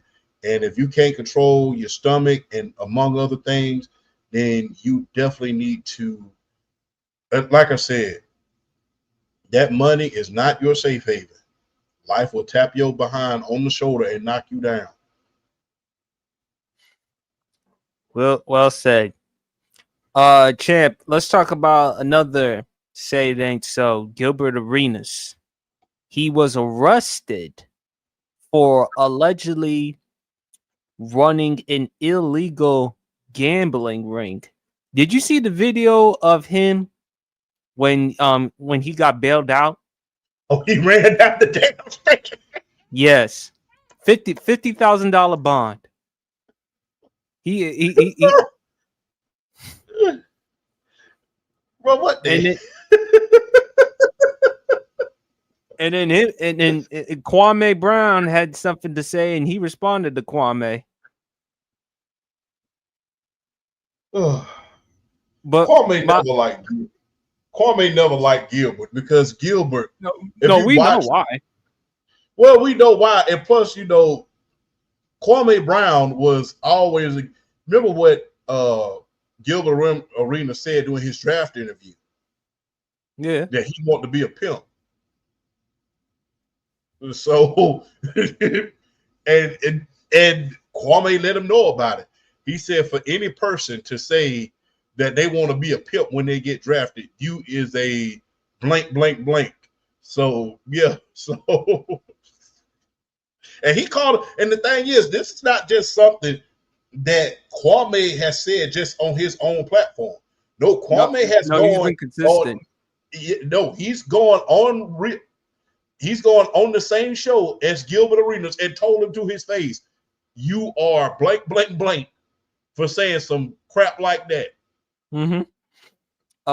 It's reported that I'm reading an article here from TMZ. The former Washington Wizards guard and 5 accomplices rented out his Encino mansion to hold high-stake card games from September 2021 to July 2022, according to federal prosecutors. The Fed say Arena hired someone to help turn his crib into a gambling den and make money collecting rent. What's more, Arenas' cohorts allegedly hired waitresses, chefs, valets, and security guards to make the games more enticing to gamblers so they would come back. Prosecutors say Arenas and the others profited off the illegal operation by collecting a quote rake, which is a fee the house charged from each pot, either as a percentage or a fixed amount per hand. The pro athlete has pled not guilty to these charges. So, Champ, what are your thoughts? Now, I'm reading another article. Reportedly, it's not, I don't think they arrested him because of him. People do that every day. People have, you hear about these guys having these high stakes poker games at their house. I think that they really kind of indicted him because of the guys that he was associating himself with. Okay. Because reportedly, he has members of the mafia at his house as well. And this is not the first time a case like this has happened in the NBA, where you had a NBA player that had trouble gambling. If you read the book called Money Players, there's a book called Money Players out. Allegedly, Isaiah Thomas lost like $6 million for playing high stakes poker game and dice games with members of organized crime. That's in Money Players, allegedly. So this is not the first time. I think that he is a cog in a piece right about now. I really think they're trying to see who was involved in these high stakes poker games and stuff like that. And I think they're trying to use that as a way to get those guys. I don't think he's the probe.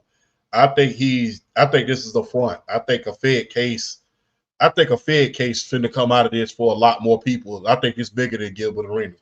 I'm not trying to be the conspiracy theory guy, but when you have guys allegedly in the mafia at your house, I don't think they're arresting you for you. They're trying to get some information about somebody else. So luckily you're a millionaire, so you bailed out pretty quickly. But, for you to have, the good fellas at your house, that's a whole other ball game. But I think they trying to indict him because of that, not just because you have a high stake. Like I said, people do that every day, man. Everybody that came over to somebody's house and you didn't have a spades game, you didn't have a poker game, something like that. And, you pretty much say, hey, man, you get the pot or whatever.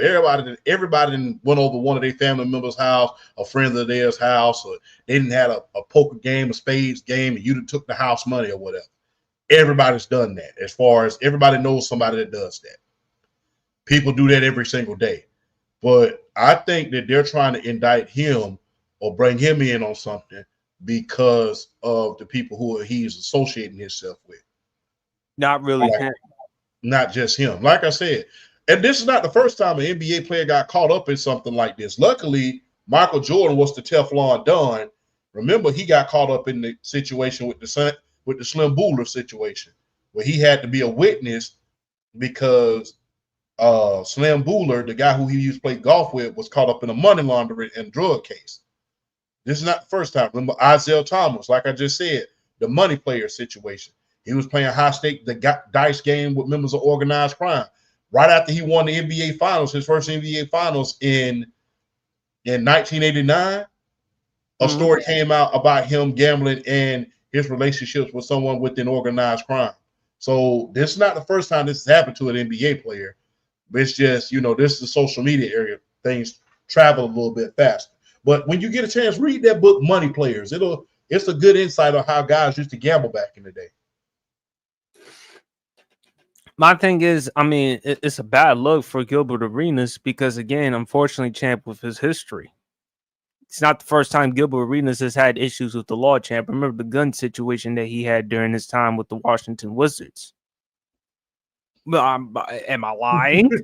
You ain't lying. That was I watched a documentary on that. That was a very interesting situation. If you really want me to be honest with you. Mm-hmm. But my thing is with Gilbert, man, you're succeeding even post NBA career. You're doing everything well. You've made some appearances even on ESPN.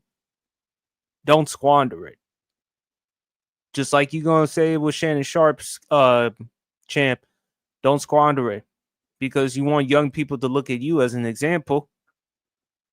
Don't sabotage what you have because you don't know if you'll ever have that back again. Nope. So I think, like I said, I just hope it's a learning and a teaching moment for everyone, man. So with Gilbert Arenas, I just hope that, you know, accusations are not true, and hopefully he continues to do his podcast, the No Chill Gil podcast, everything else. So I'm not gonna jump to conclusions or anything like that, but again, it is a bad look for him being involved in these accusations. So all right, champ. NFL, Christian Wilkins. He was let go of the Las Vegas Raiders because a report, champ, correct me if I'm wrong, he allegedly kissed a teammate on his head, to which the teammate was offended, reported it to the team, and decided to let Wilkins go. I just want to be clear on that. Allegedly.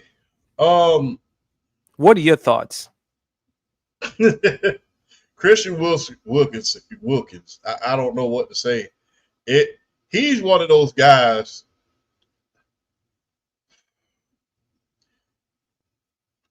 I'm trying to put my words right. It's one of those guys that you play too much.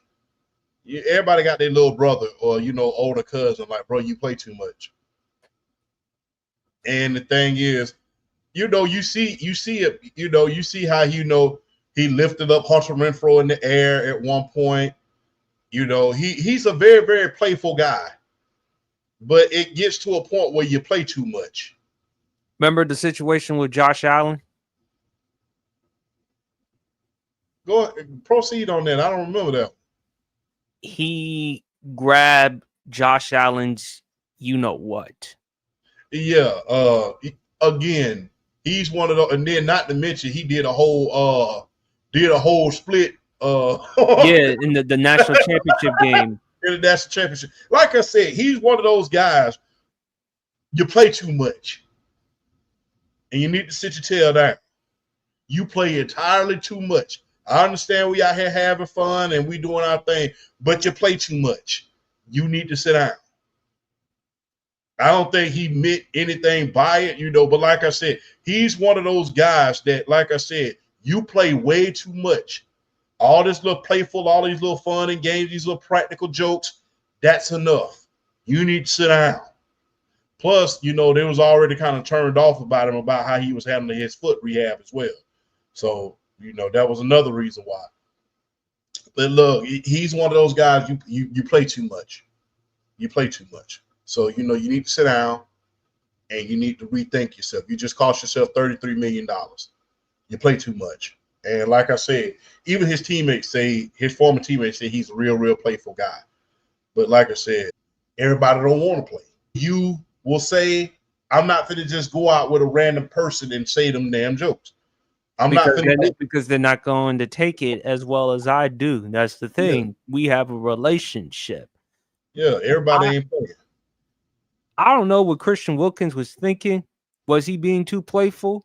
Yes. Should he have been more mindful? Yes. Because again, not everyone's going to feel exactly the way that you feel.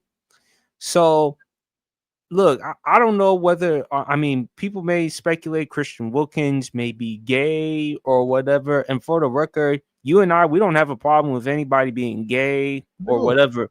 But the thing is, when you play too much and when you go too far and when you upset certain people, not everyone's going to feel exactly how the way your friends feel. Others, they're going to interpret it a different way.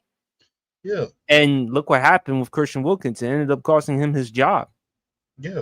You can't play with everybody. A lot of times, man, I play because I know this is a safe place.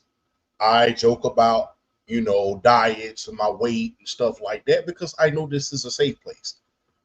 I know people, we don't mean nothing by it when I talk about my weight. So what? But another person may not take too kindly.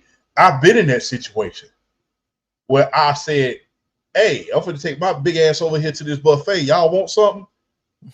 And a person got offended by what I said about myself and said, stop fat shaming yourself. And I'm like, dude, I'm like 30-something years old. I know I look in the mirror every morning before I go to work. I know I'm big already. You ain't gotta, but that's the thing. You can say something about yourself and someone be offended by it. And you just be joking around.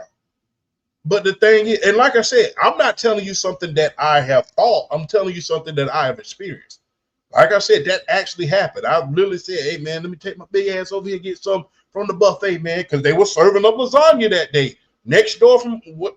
And somebody said, hey, don't fat shame yourself. I'm like, I looked at him for a second. You serious? Like, yeah, man, don't do that. It's kind of offensive. Some people like, and this dude was stealing his paper now, mind you. So I'm like, all right, cool. I'm not going to say it no more. I never cracked a joke like that again. But even though he wasn't the butt of that joke, I was the butt of my own joke. Some people can get offended. So the thing is, you got to stop. You can't play too. Like I said, you can play, but at a certain point, you play entirely too much, and and ain't nobody going. Everybody ain't playing with you. And hey, look, you lucky they went and told HR, told the coach. Somebody could have whooped you. Yeah, because imagine if if you did that to some other player, they would have whooped your ass. Yeah, they probably would be grateful that you just lost your job. I mean, and it could have got worse than that.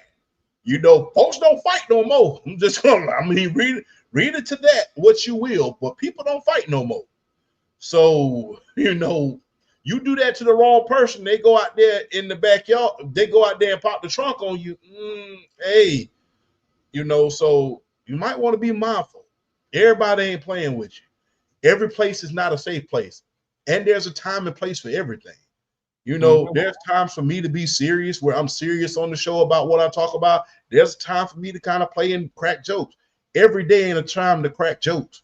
When I'm in the middle of a meeting, that's not a time to crack jokes. When I'm in the locker room, that's not a time to crack jokes and be playing and trying to play freeze tag and doing all that old foolishness. There's a time and place for everything. And especially, I'm waiting on more information to come out, especially if you don't know this person, you just out here playing practical jokes. That's your first mistake right there. Like I said, everybody is not playing with you, bro. And like I said, you lucky one or two things to have. You lucky you just lost your job. You lucky you still have your life, number one. You lucky ain't nobody take it to your face because, hey, try that with some of the cats I grew up with. They probably do so bad to you. So I don't know if they're going to handle him because, again, Christian Wilkins is 6'4", 315, but at the same time, he's dealing with his NFL contemporaries who are just as big, if not bigger than him.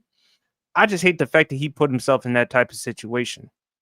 Because again, you're on an NFL team, you've been on multiple teams. Look, I understand you like to joke, you like to play around, you like to have a good time, but you gotta understand how other people may feel about that because not everyone's going to feel exactly the way you feel, champ, or myself. So you have to be very careful of that. Mindful, yes. Yes. Shout out to our guy Hank the Basement. What's good, fellas? Shout out to my big body folks. All right, champ. Unfortunately, BRF couldn't finish the show because he got to take care of some family duties, but we all understand that. But my favorite topic, babyface heel. Now, for those who may not know what babyface heel means in wrestling terminology, babyface means good guy, heel means bad guy. Tweener is someone in between babyface or heel. So I come up with a list of athletes, and me and the panel, we're going to decide whether babyface or heel. Now, for the first one, Tom Brady. He's a babyface. He's an undisputed babyface. The face of the league, greatest of all time, greatest underdog story there ever was in the NFL. To go from being a 6th-round pick, living in California and looking up to a guy like a Joe Montana. Montana, grew up in California, was at the catch. He was at that game. Looking up to Joe Montana, not starting every last year that you were in college. Even when you got to the NFL, even while you was winning Super Bowl, even while you was winning your first few Super Bowls, you was not the golden boy of the league. Peyton Manning was. Peyton Manning was the golden boy of the league, even though you was winning Super Bowls, doing stuff that he wasn't doing.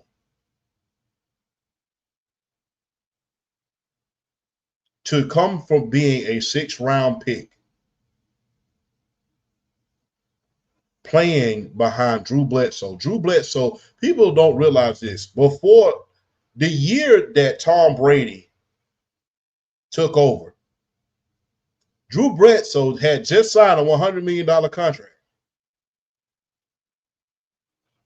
He had just signed a $100 million contract. Bledsoe got hurt. The rest was history. It was history. So for you to go from underdog to being the big dog and then staying the big dog for over 20 years, then leave your yard, go to another yard and win there too. Proving to everybody, it wasn't Bill Belichick, this me, baby. I went somewhere else and won. Got a chance to be, and the thing is, although he was a celebrity, he kept football first. When you hear his teammates talk about him, especially Julian Edelman. Julian Edelman loves Tom Brady. Julian Edelman loves Tom Brady. When you talk to his teammates, he is the quarterback, but he reminds you of the guy. He comes down off that high horse and he talks to everybody. He hangs with everybody. For you to come from a true underdog story, for you to be the underdog to the big dog, then you become the GOAT, the greatest of all time. Brady is the undisputed greatest of all time when it comes to football. Undisputed. I love Joe Montana. I grew up on him. Played his Sega video games. Surpassed him and cleared it. Some of the greatest quarterbacks of all time, John Elway. So many quarterbacks in this league, they will not touch your legacy. They will have to win for so many years in order to even sniff it. They can never clear you. In order for you to get clear, that's how come they keep moving the goalpost. If you really want me to be honest with you. But what if Patrick Mahomes, what if this person wins this many Super Bowls? Does he really have to win? Because they know ain't nobody going to touch it. That's how come they keep moving the goalpost. They know nobody is going to touch that. So when you know nobody's going to touch that plateau, you got to move the goalpost just a little bit. So Tom Brady is an undisputed babyface, man. I mean, put his reputation on the line for a lot of players, including Antonio Brown, was able to deliver a Super Bowl tour. Remember what he did for Gronk? Yes. He did the same thing for Antonio Brown. He said, how many catches you need in order to get that bonus? I need 2 catches. Hold on, let me get you the ball. That's what you do for your guys. You are the guy, but you are one of the guys. You are the guy and one of the guys. And that's the best place you can be in life. You are the guy, and everybody recognizes you as being the guy, but you are one of everybody else. You treat everybody the same. You are welcoming. You're inviting. You are relatable. You are where everybody was but where everybody wants to go. And the thing is, people can talk. Another thing is, I'm gonna just be real. When Tom Brady was playing, I hated to see him coming anywhere near my team. And Brady, I'm still mad as a hippo with a hernia. Because if it wasn't for you, I would be hoisting myself a Super Bowl trophy. I would still be bragging right about now about breaking that curse. Because it would have set the tone. Because from 2016 all the way up to now, this has been the greatest era in the history of the state of Georgia as far as sports is concerned. We made the Super Bowl. Couldn't win it, though. Went to the national championship 3 times. Won 2 of them. Won a World Series. It's been the greatest time ever. A lot of Georgia curses have been broken. Won the soccer championship. Won the Major League Soccer championship in the inaugural year when it was held in Atlanta. This has been some of the greatest time. But if it had not been for Brady, I would have been celebrated. That Super Bowl would have been the one that set the tone. But yeah, I mean, and for you to come back from 28-3 and you know it was you, that was the best defining moment in the Super Bowl that you ever want to see. Brady is the prime example of if you work hard, it's going to come. It ain't where you're from, it's where you're going. And true underdog story, man. Like I said, he wasn't a first-round pick. Peyton Manning was. Even when Brady was winning Super Bowls, Peyton was the golden boy of the league. You remember all those other quarterbacks that were drafted ahead of him? Remember the documentary on him on the 6? And he was crying. Yeah, I mean, Mark Bolger got drafted in front of him, had a few good years. Chad Pennington, splurge and win. Who's the quarterback from Tennessee? T. Martin. He actually won a national championship. He actually won a national championship. But yeah, all of those players that got drafted in front of him, the only 2 that end up doing anything was Chad Pennington and Mark Bolger. So, and like I said, his career far exceeded any of theirs.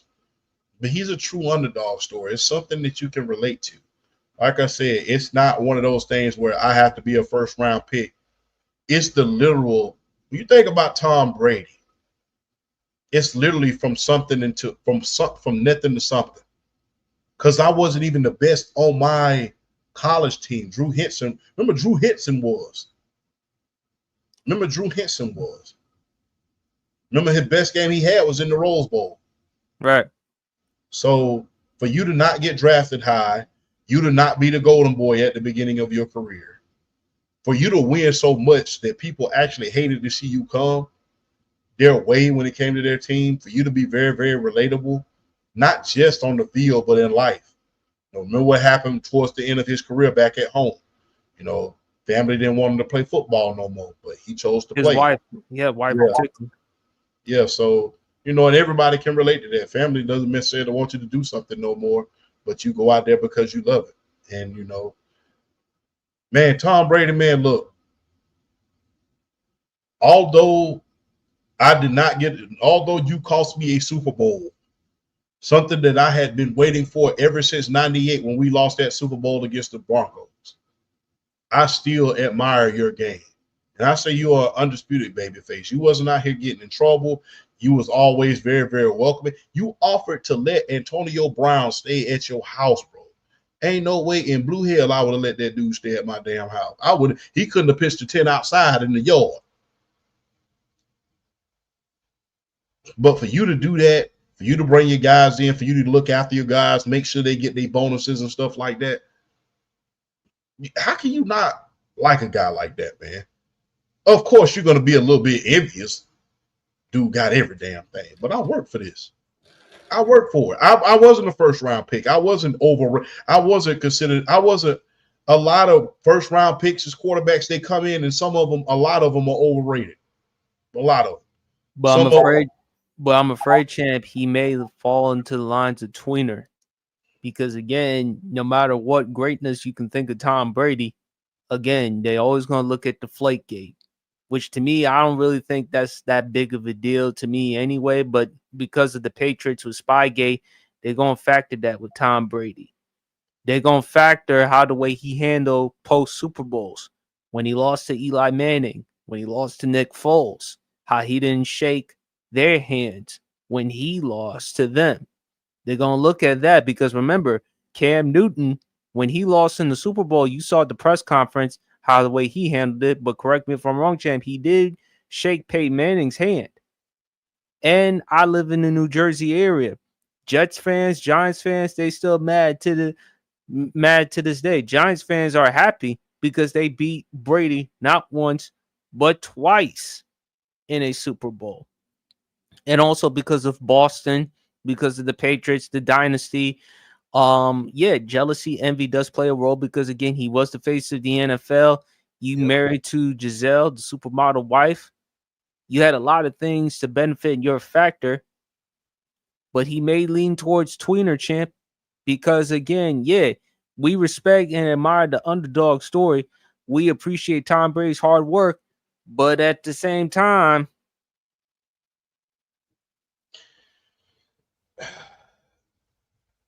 not everyone is going to like you. And there's going to be jealousy and envy towards you. They're going to feel like because of you get double standards. Because again, when players like a Terrell Owens or others show their anger, frustrations, they're viewed as divas, cancers. But when Brady, however, does it, he gets viewed differently. Leadership. And because of who he is, if Tom Brady were not Tom Brady, I don't believe he would have gotten away with that. But because of who he is and what he's accomplished, no wrong. Remember the situation between him and Bill O'Brien on the sidelines? Oh, they were going at it. But when you are a winner, you can, I'm going to just be real. Fair or unfair, when you are a winner, you can get away with some things like that. And the thing is, you could push back a little bit. I mean, I'm going to forget, I think I said it on your show like a couple weeks ago. That's the same thing that Drew Brees told Bo Nix. That's like you see Bo versus you see, look at the interaction that you see with Sean Payton and Russell Wilson. How Sean Payton will really get on to him and he'll just sit there and just take it. And people will be hollering about how he berated Russell. Look at the difference between how Russell handled it and how Bo Nix handles it. Because he followed Drew Brees' advice. He said, Sean Payton is very demanding. You have to be just as demanding back to him. Sometimes you need that pushback. Hell, you ain't always right all the time. The hell you talking about? Sometimes you need that. But is it wrong for me to say, champ, he may be tweener? Because of all the great points that you articulated about Tom Brady, there are going to be those who may say tweener because of Spygate, Deflategate. They're going to look at all the other things with Tom Brady.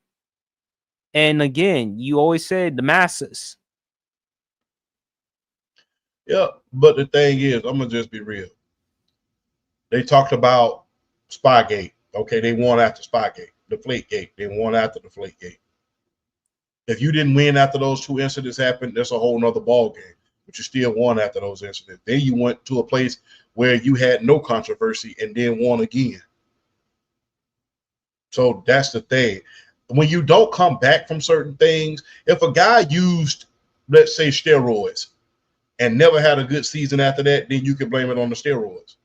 But if he get off the juice and he is stealing his paper and he go out there and hit 50 home runs again for the next 18 years, then guess what? It wasn't the steroids, it was him.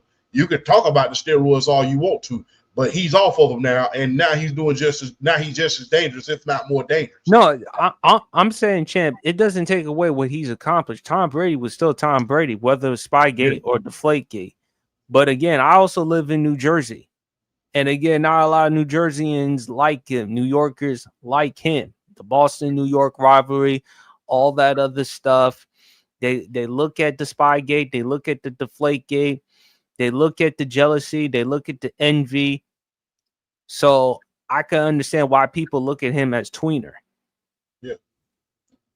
But I could also but I also can understand your standpoint with Babyface.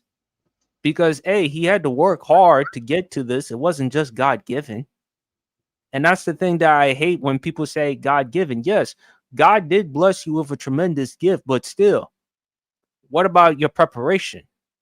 What about something that you had to sacrifice every single day in order for you to get to this point?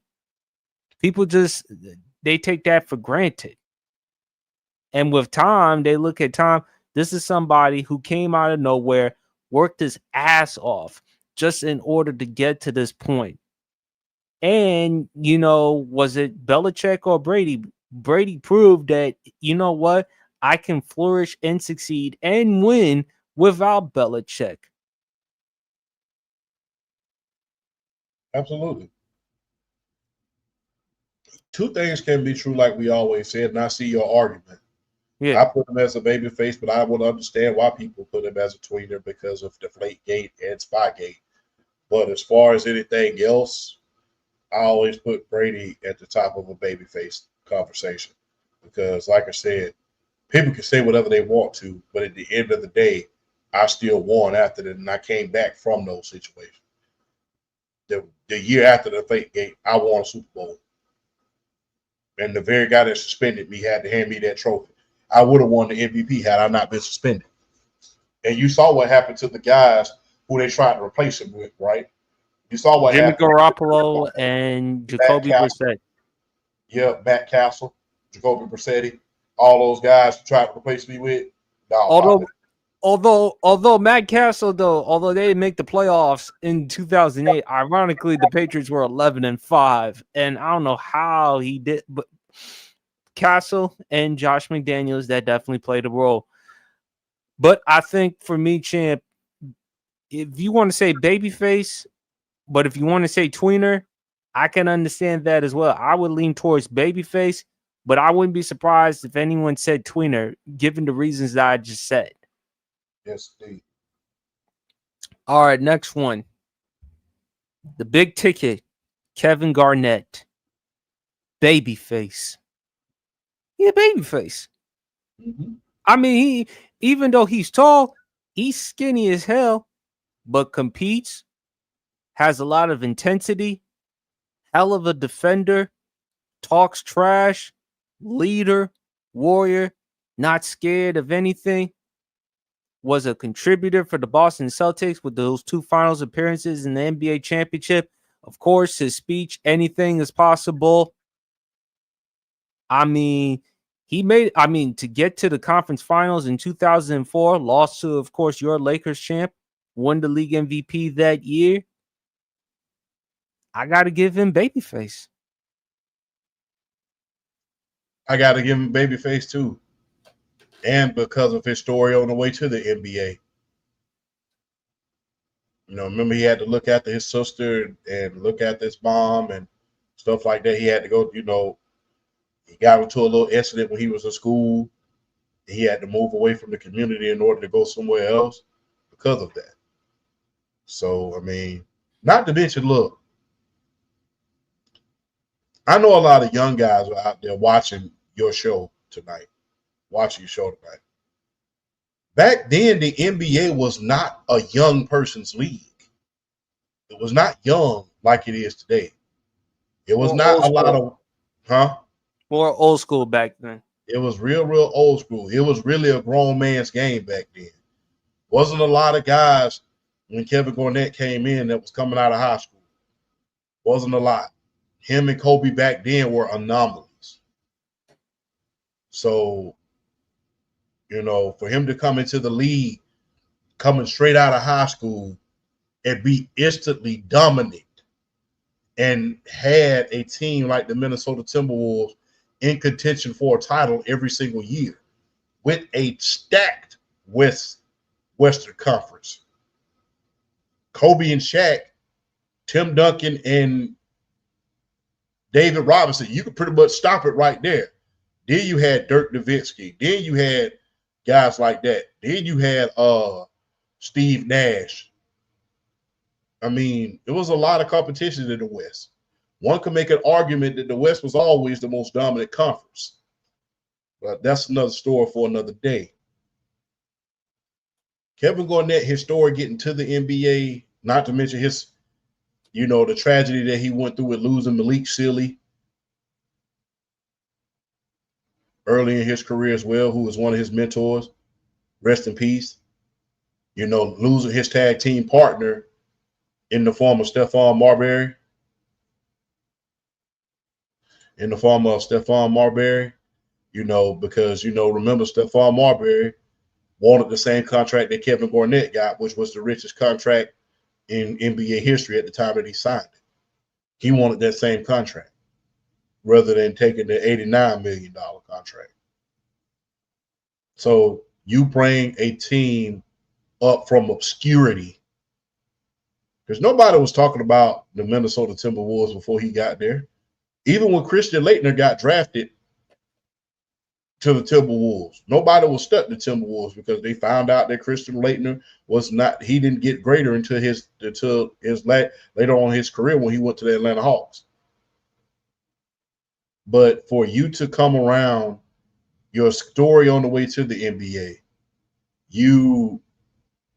not to mention the shoes that he had, man, the zip-up shoes with the royal blue, all black, those shoes. I had a pair of KG shoes.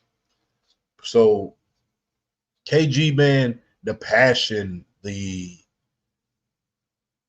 I wish he would have won more championships. I'm glad we stopped him. But I wish he would have won more championships. And I wish he would have won one in a small market like Minnesota. So KG, man, I salute you. Although you was rivals with my Lakers at one point in your career, I salute you, man. You made my childhood a hell of a great, man. And you made my adulthood great, man. I got to see two of one of the most dominating finals in the world when y'all dominated my Lakers, man. I got to see when we got y'all back in 2010. I got to see my version of the Lakers Celtics rivalry. I got to see it for myself at least once in my lifetime, live and in living color. So thank you for making that happen, man. All right. Oh, we got Nessa. Trey's in the building.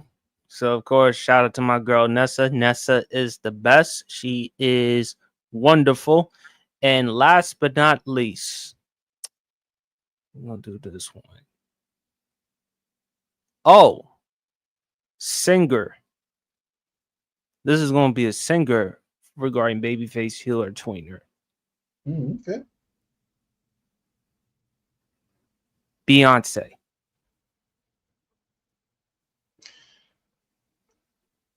Babyface. She's a babyface. And look, I'm going to just be real. When it comes to Beyonce, she's sort of like LeBron, if you really want me to be honest with you. That they're so clean that people will pull stuff out of their behind in order to find some dirt when there's really nothing there. There's no incidents. There's not a lot of, arrests. There's not a lot of anything. I think the most controversial thing that happened with Beyonce under the public eye, I would say, is the elevator incident. Yeah. But other than that, man, hell of a performer. I never forget, man, when she was at the beginning of her career. I remember she came down to Columbus when with Destiny's Child for Family Day in the Park, back when we actually had stuff like that. But I actually seen her. I ain't see her up close, but I saw her on stage for the first time then. And I remember my mom saying, even back then, she's like, she's gonna be solo before it's all said and done. But she's a huge star, man. Like I said, I don't get into this whole situation of trying to pull stuff out of my behind, trying to find something wrong with somebody. If they're clean, they're not getting in trouble, they're not doing anything, people are going to bring up accusations and stuff like that. People are going to bring up, like I said, people are going to try to pull stuff out of their behind every single day to try to find something wrong about you. You know, remember the whole controversy about her wearing the Buffalo Soldiers T-shirts. You know, that's what I said. But like I said, not everybody sees it the way I do. You know, but just being real. But I say babyface, man. I really can't look. People, like I said, all of this stuff that people might say on the internet and stuff like that, it's a lot of innuendo. It's a lot of rumors, and it's a lot of he said, she said, and a lot of other stuff. Like I said, I compare her to LeBron James because LeBron is so clean that people, you hear an allegation against LeBron at least once a year because people are trying to find something to be mad at when it comes to LeBron. Yeah, I mean, it's not enough that, you know, you have to hate him on the court because he didn't win enough finals. You have to try to find something off the court that's going to tarnish him. Remember, Jeff Teague, with his behind, he going to try to say LeBron was on steroids and all that other stuff. And, yeah, people just be going all out of the way trying to find something wrong. So I just think that that's the case, you know. And, look, you can take Beyonce, in my humble opinion, her and Jay-Z, they are masters in taking their career in their own hands and being very selective about what they put their name on. And I admire that. Sometimes when you are a prominent figure, you willing to put your name on everything. But if there's anything that Jay-Z and Beyonce have shown me, be very, very selective about what you put there. And you know, that showed me a good lesson, man. Beyonce, man, sweetheart, I saw you live and in living color at the on the run too. I've been to one of your concerts. I've been on one of the concerts with you and Jay-Z. I still got the pictures on my Instagram page. If you scroll all the way down past all the sports stuff, I will never forget that performance. That was a performance for the ages. So when you go to a Beyonce concert, you sure as hell go get your money's worth. And look, you definitely will. I was at that Renaissance tour back in 2023. Mama PSP and Angie helped me get there, and I had a blast, man. Women, men, they were celebrating like crazy. And I told you, Champ, you got to go to New Orleans, man. You at some point you got to go to New Orleans and celebrate there, man. I mean, they won't accept you for wearing a Saints jersey, Falcons jersey, but they'll allow you to come in if you wear a Saints jersey. Yeah, but when you go to a Beyonce concert, you're gonna definitely get your money's worth. And I was pretty close for the price I paid for. One of my friends, one of my guys who sold tickets, shout out to Gerald Charleston from Georgia. One of my guys who used to work with back in the day, he hooked me up with tickets. I got them Sons of Guns for like $250, which if you know Beyonce tickets, you know you're gonna pay like you weigh with 2 pairs of clothes on when it comes to the Beyonce tickets. But he gave it to me for $250. So I was able to get good seats. I sat there, and it was in Mercedes-Benz Stadium. And if you know Mercedes-Benz Stadium like I do, you know you can get a whole pizza in Mercedes-Benz Stadium for $10. So the concessions wasn't bad. So to be there during that time and see her and Jay-Z perform and do that concert together with the On the Run tour, that was something special, man. But like I said, everybody, you can't find anything, so you go looking for something. It's kind of like, you know, it's kind of like your parents coming into your room as a teenager. You got everything clean. They tell you to get up and mop the rug. Plus, they're the new powerhouse couple. Because remember back then, Champ, remember when we did the discussion about favorite Jennifer Lopez? Her and Diddy, they were the powerhouse couple at one point. Now it's Jay-Z and Beyonce. And they're worth, the two of them combined, they're worth billions. So I mean, well, I got to show this photo because this is what happens if Champ would wear a Saints jersey. Either that one or that one right over there. I mean, but other than that, I mean, look, my thing is, Champ, at the end of the day, Beyonce's a babyface. She a babyface. She gotta be a babyface. She is a baby face. Hold on, Champ. Let me see if I can try to get Champ back on there real quick. See. Let's see. Hold on. Hold on, real quick, Champ. Let me exit you out real quick. I'll send you back in real quick. Just let me fix something real quick. All right, there we go. Can you hear me now? All right, Loud perfect. and clear. But my thing is Champ Babyface with Beyonce. If anyone look, I'm not the biggest Beyonce fan early on with her music back then, but hearing her sing in person is beautiful. And I'm a diehard Whitney Houston fan. Love Whitney Houston singing, but Beyonce does have a beautiful voice. So I say Babyface. And plus, she's a role model to a lot of women, particularly black women. You know, with the Levi jeans commercials, her music, how she was able to win a country album, given the type of music that she makes. You know how huge that is to do something like that. So that does say something.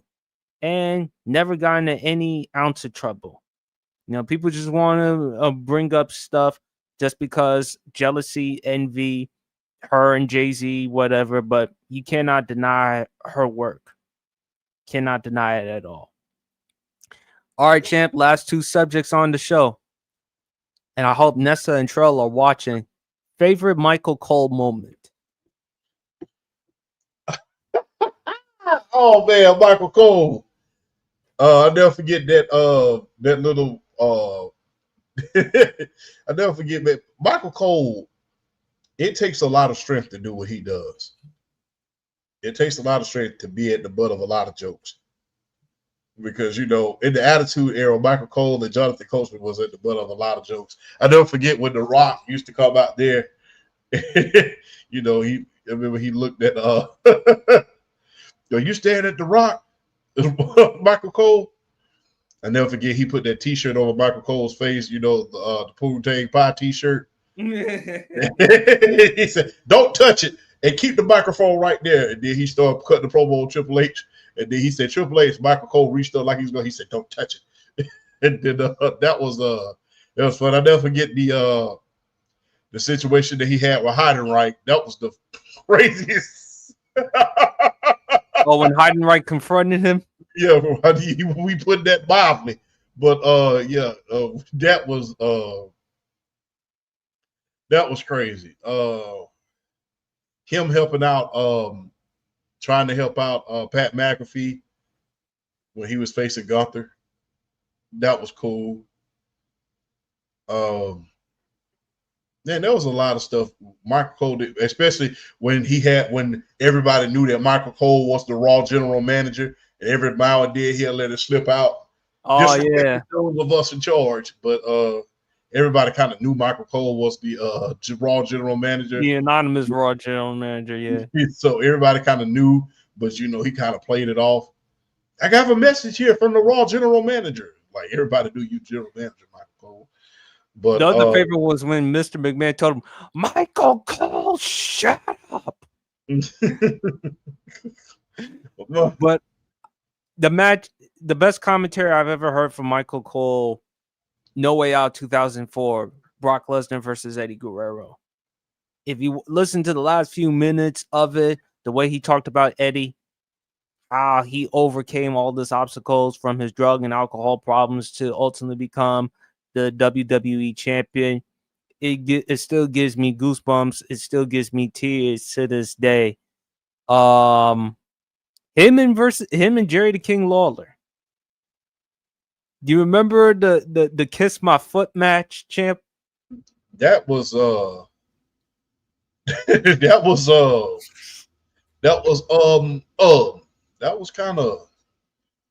weird, but it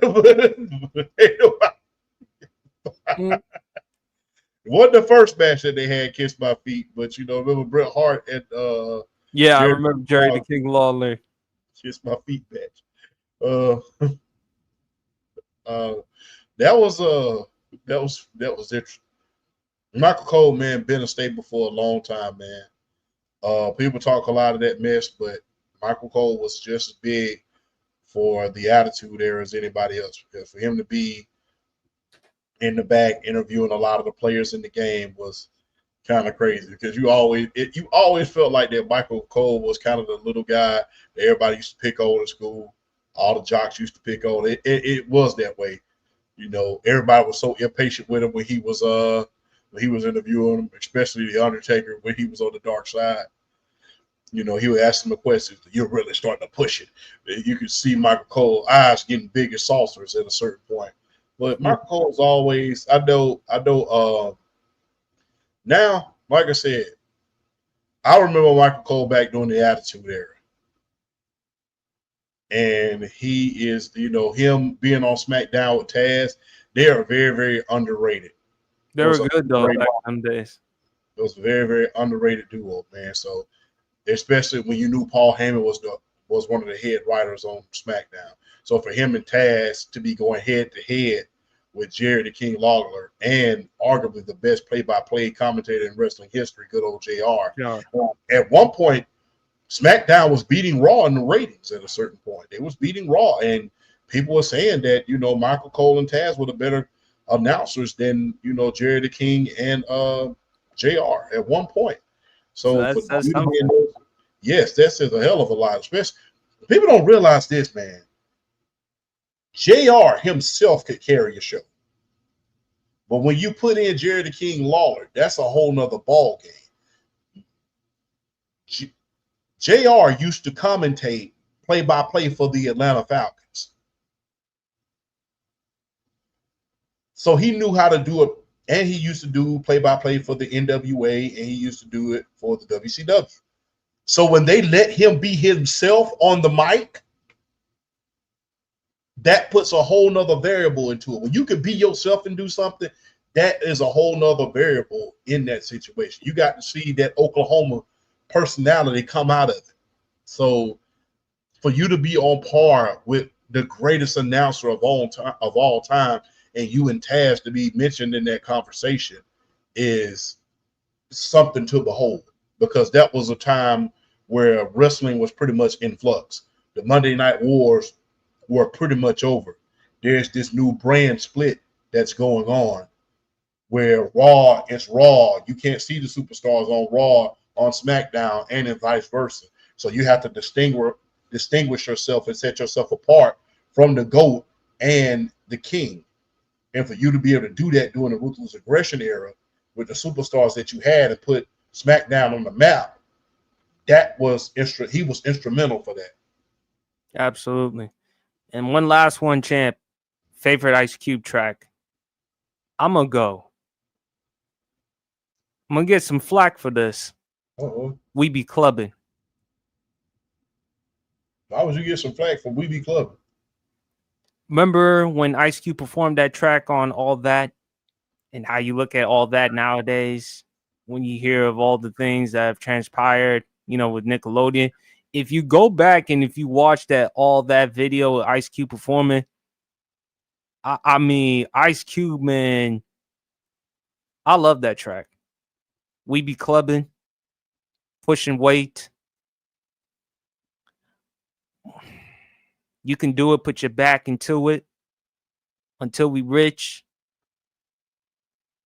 I mean, Ice Cube, remember, champ, he left NWA to start his own thing.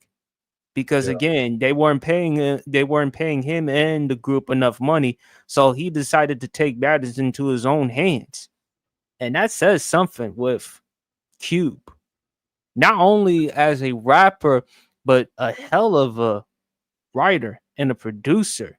I mean, with the Friday movies, barbershops, all the other things. Cube has done more, not just with rapping, but also he can prove he can act. He can prove he can write scripts. He can prove he can do a lot of other things, other entrepreneurships. So that's what I love about with Cube, man. But if I have to listen to some old tracks with him, You Can Do It, We Be Clubbing. I love that track. Rhymes Like Wait, the whole West Side Connection with him, Dub C, Mac 10. And there's one last one. one last one with Cube. Him and Dr. Dre, Natural Born Killers. So those are my favorite tracks from Cube, man. What's yours? Man, shout out to my brother. Long live the king. Shout out to my brother, man. Long live the king, man. You and my father put me on Ice Cube when I was a child, man. So shout out to those guys, man. Jacking for beats. Give me that beat, fool. It's a full-time Jack move. That was good, man. For him to be rapping on everybody's beat, for him to rap on not only D Nice's beat, but to rap on Public Enemy's beat, but to rap on LL Cool J. Gina got a big old butt, that beat. For him to rap on all of those beats and, Welcome to the Terror Dome, that was crazy. And that was the first of its kind. Really, before Ice Cube, he invented kind of like the mixtape of you rapping over other people's beats. And that was something to behold and took it mainstream. That was really the first of its kind. No Vaseline, of course. The greatest diss song of all time. Yes, it's better than Not Like Us. No matter if Not Like Us won a Grammy, but the best diss song of all time is No Vaseline. It wasn't a lot of it. When you look at the difference between Not Like Us and No Vaseline, it was very personal, and a lot of it was very, very true. It wasn't a lot of innuendo like Us. You speculate. Not Like Us is speculation. No Vaseline, a hell of a lot of truth to that. So read into that what you will. Google is free. So No Vaseline, You Can Do It. Friday, oh yeah, throw your neighborhood in the air. If you don't care, don't forget about Wicked. Wicked when he did that song with Flavor Flav. One of the few, I don't think people understand his verse on Burn Hollywood Burn with Public Enemy and Big Daddy Kane. That was a good one. Mm-hmm.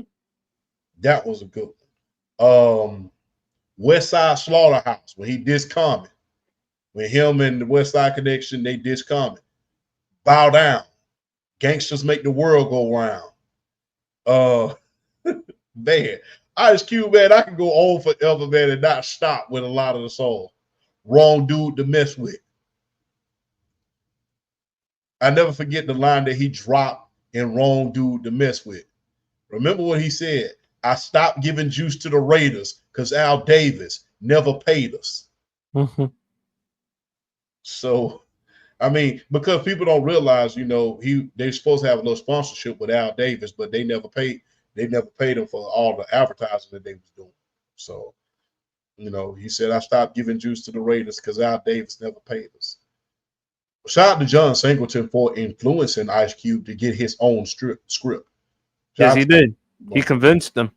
Yeah, because he was like, hey, the role that you're playing as Doughboy, you may not get. Everybody may not be writing a movie. You might want to start writing your own scripts unless you write your own scripts. And not only that, man, he made not just, gangster movies. He made family-friendly movies. Are We There Yet? The Barbershop. That was good, man. Now he's a businessman. Now he's in Big Three. Remember, he had a lawsuit against the NBA because they was trying to cut him out of some of the arenas that he was going into. That's how you know you're getting big when the big wigs are coming after you.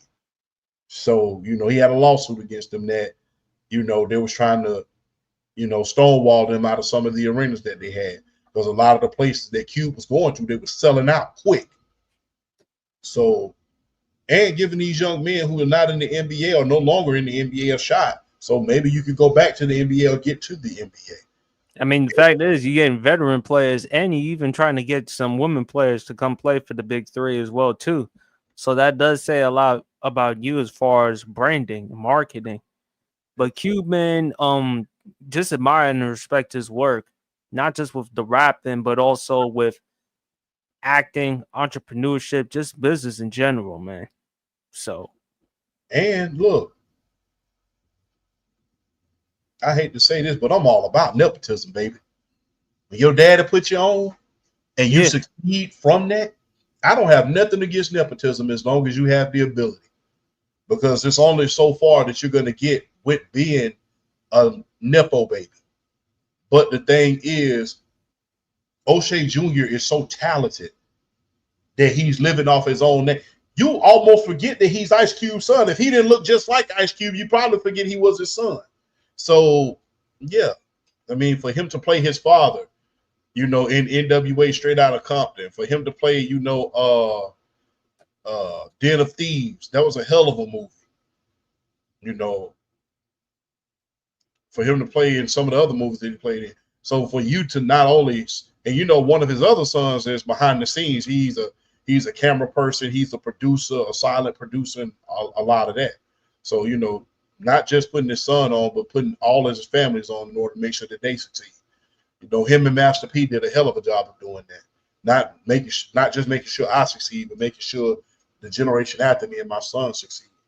I mean, I love O'Shea Jr.'s wrestling podcast. Love those podcasts. So, I mean, for you, not only for you to put yourself on, but like I said, I'm all for nepotism. So As long as it works out. As long as you know how to work, because it's only so far that nepotism is going to take you. Nepotism will get you in the door, but eventually, if you don't know how to do your job, they're gonna kick your behind out anyway. So, I mean, that's how come I don't have no problem with it. Because guess what? You can bring him on in. Guess what? But if he ain't no good, it's only so long that people are gonna carry you and say, "Well, that's the coach's son" or whatever. They're gonna get you up out of there if you can't work. Right. So I ain't got no problem with nepotism. So especially, black nepotism. Hell, we need more of that. Sorry, not sorry. We need more black nepotism here. No, I feel you on that. I can't blame you on that. But anyway, folks, that concludes the rest of the Sports PSP podcast.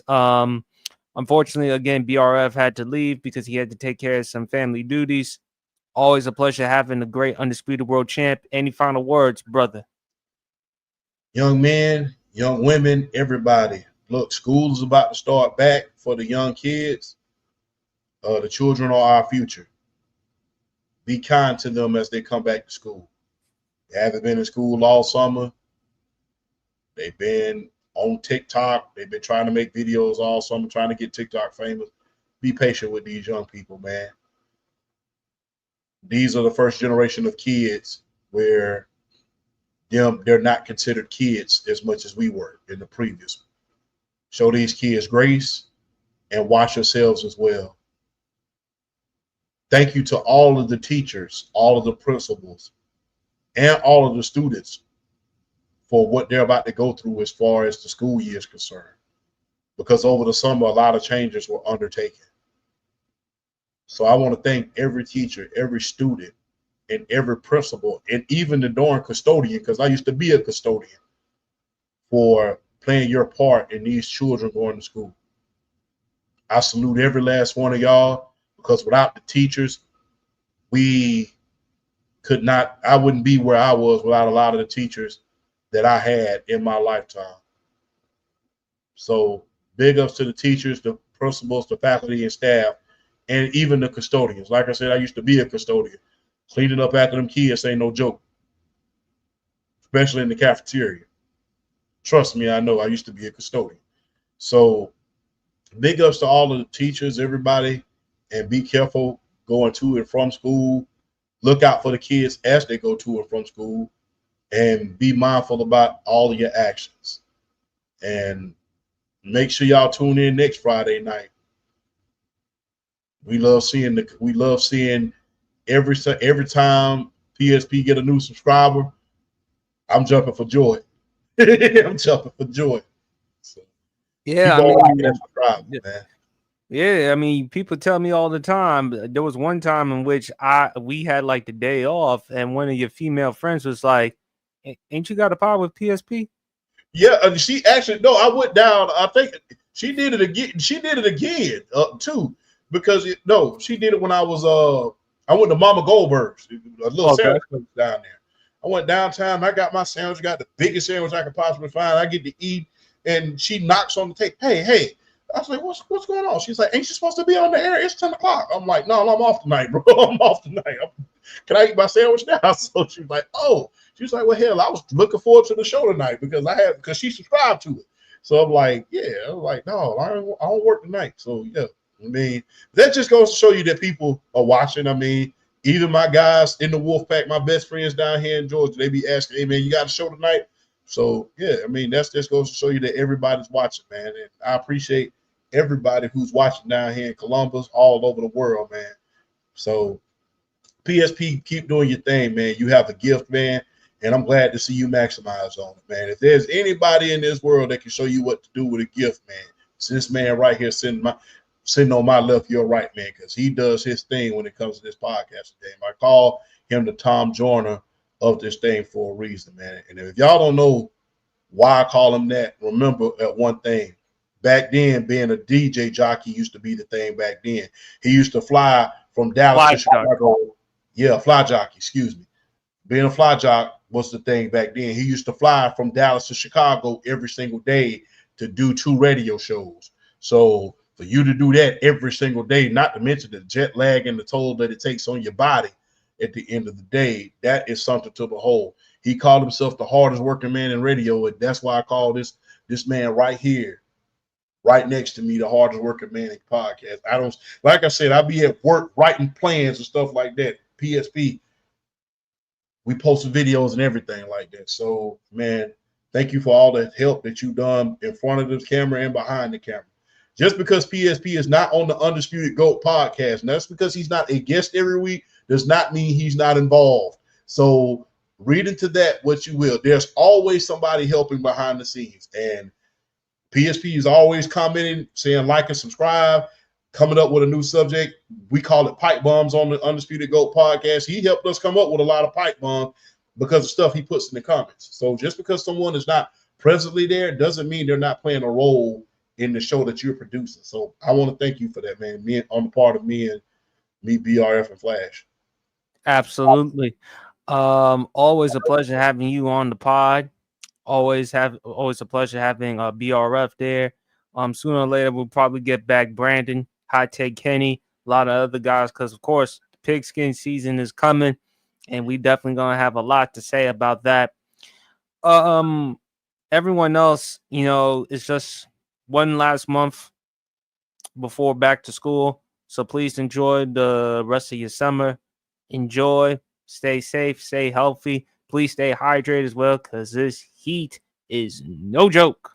So make sure you drink some water. Make sure you're taking care of yourself, man. Please, if you're going to a bar, please drink responsibly. Have a good time. Shout out to the beautiful woman. Again, Mama PSP, Angie, of course, the great D, Kaylin, and also big shout outs to my professor, Jennifer Lazarus. Thank you. I've always said this before. You're like a mom figure to me. Thank you for helping me get into the position where I am with podcasting and media, and hope to see you soon and love you. Shout out to my girl, Nessa. Shout out to everyone. And folks, that concludes the rest of the Sports PSP pod. We'll see y'all next week. Y'all stay safe and peace.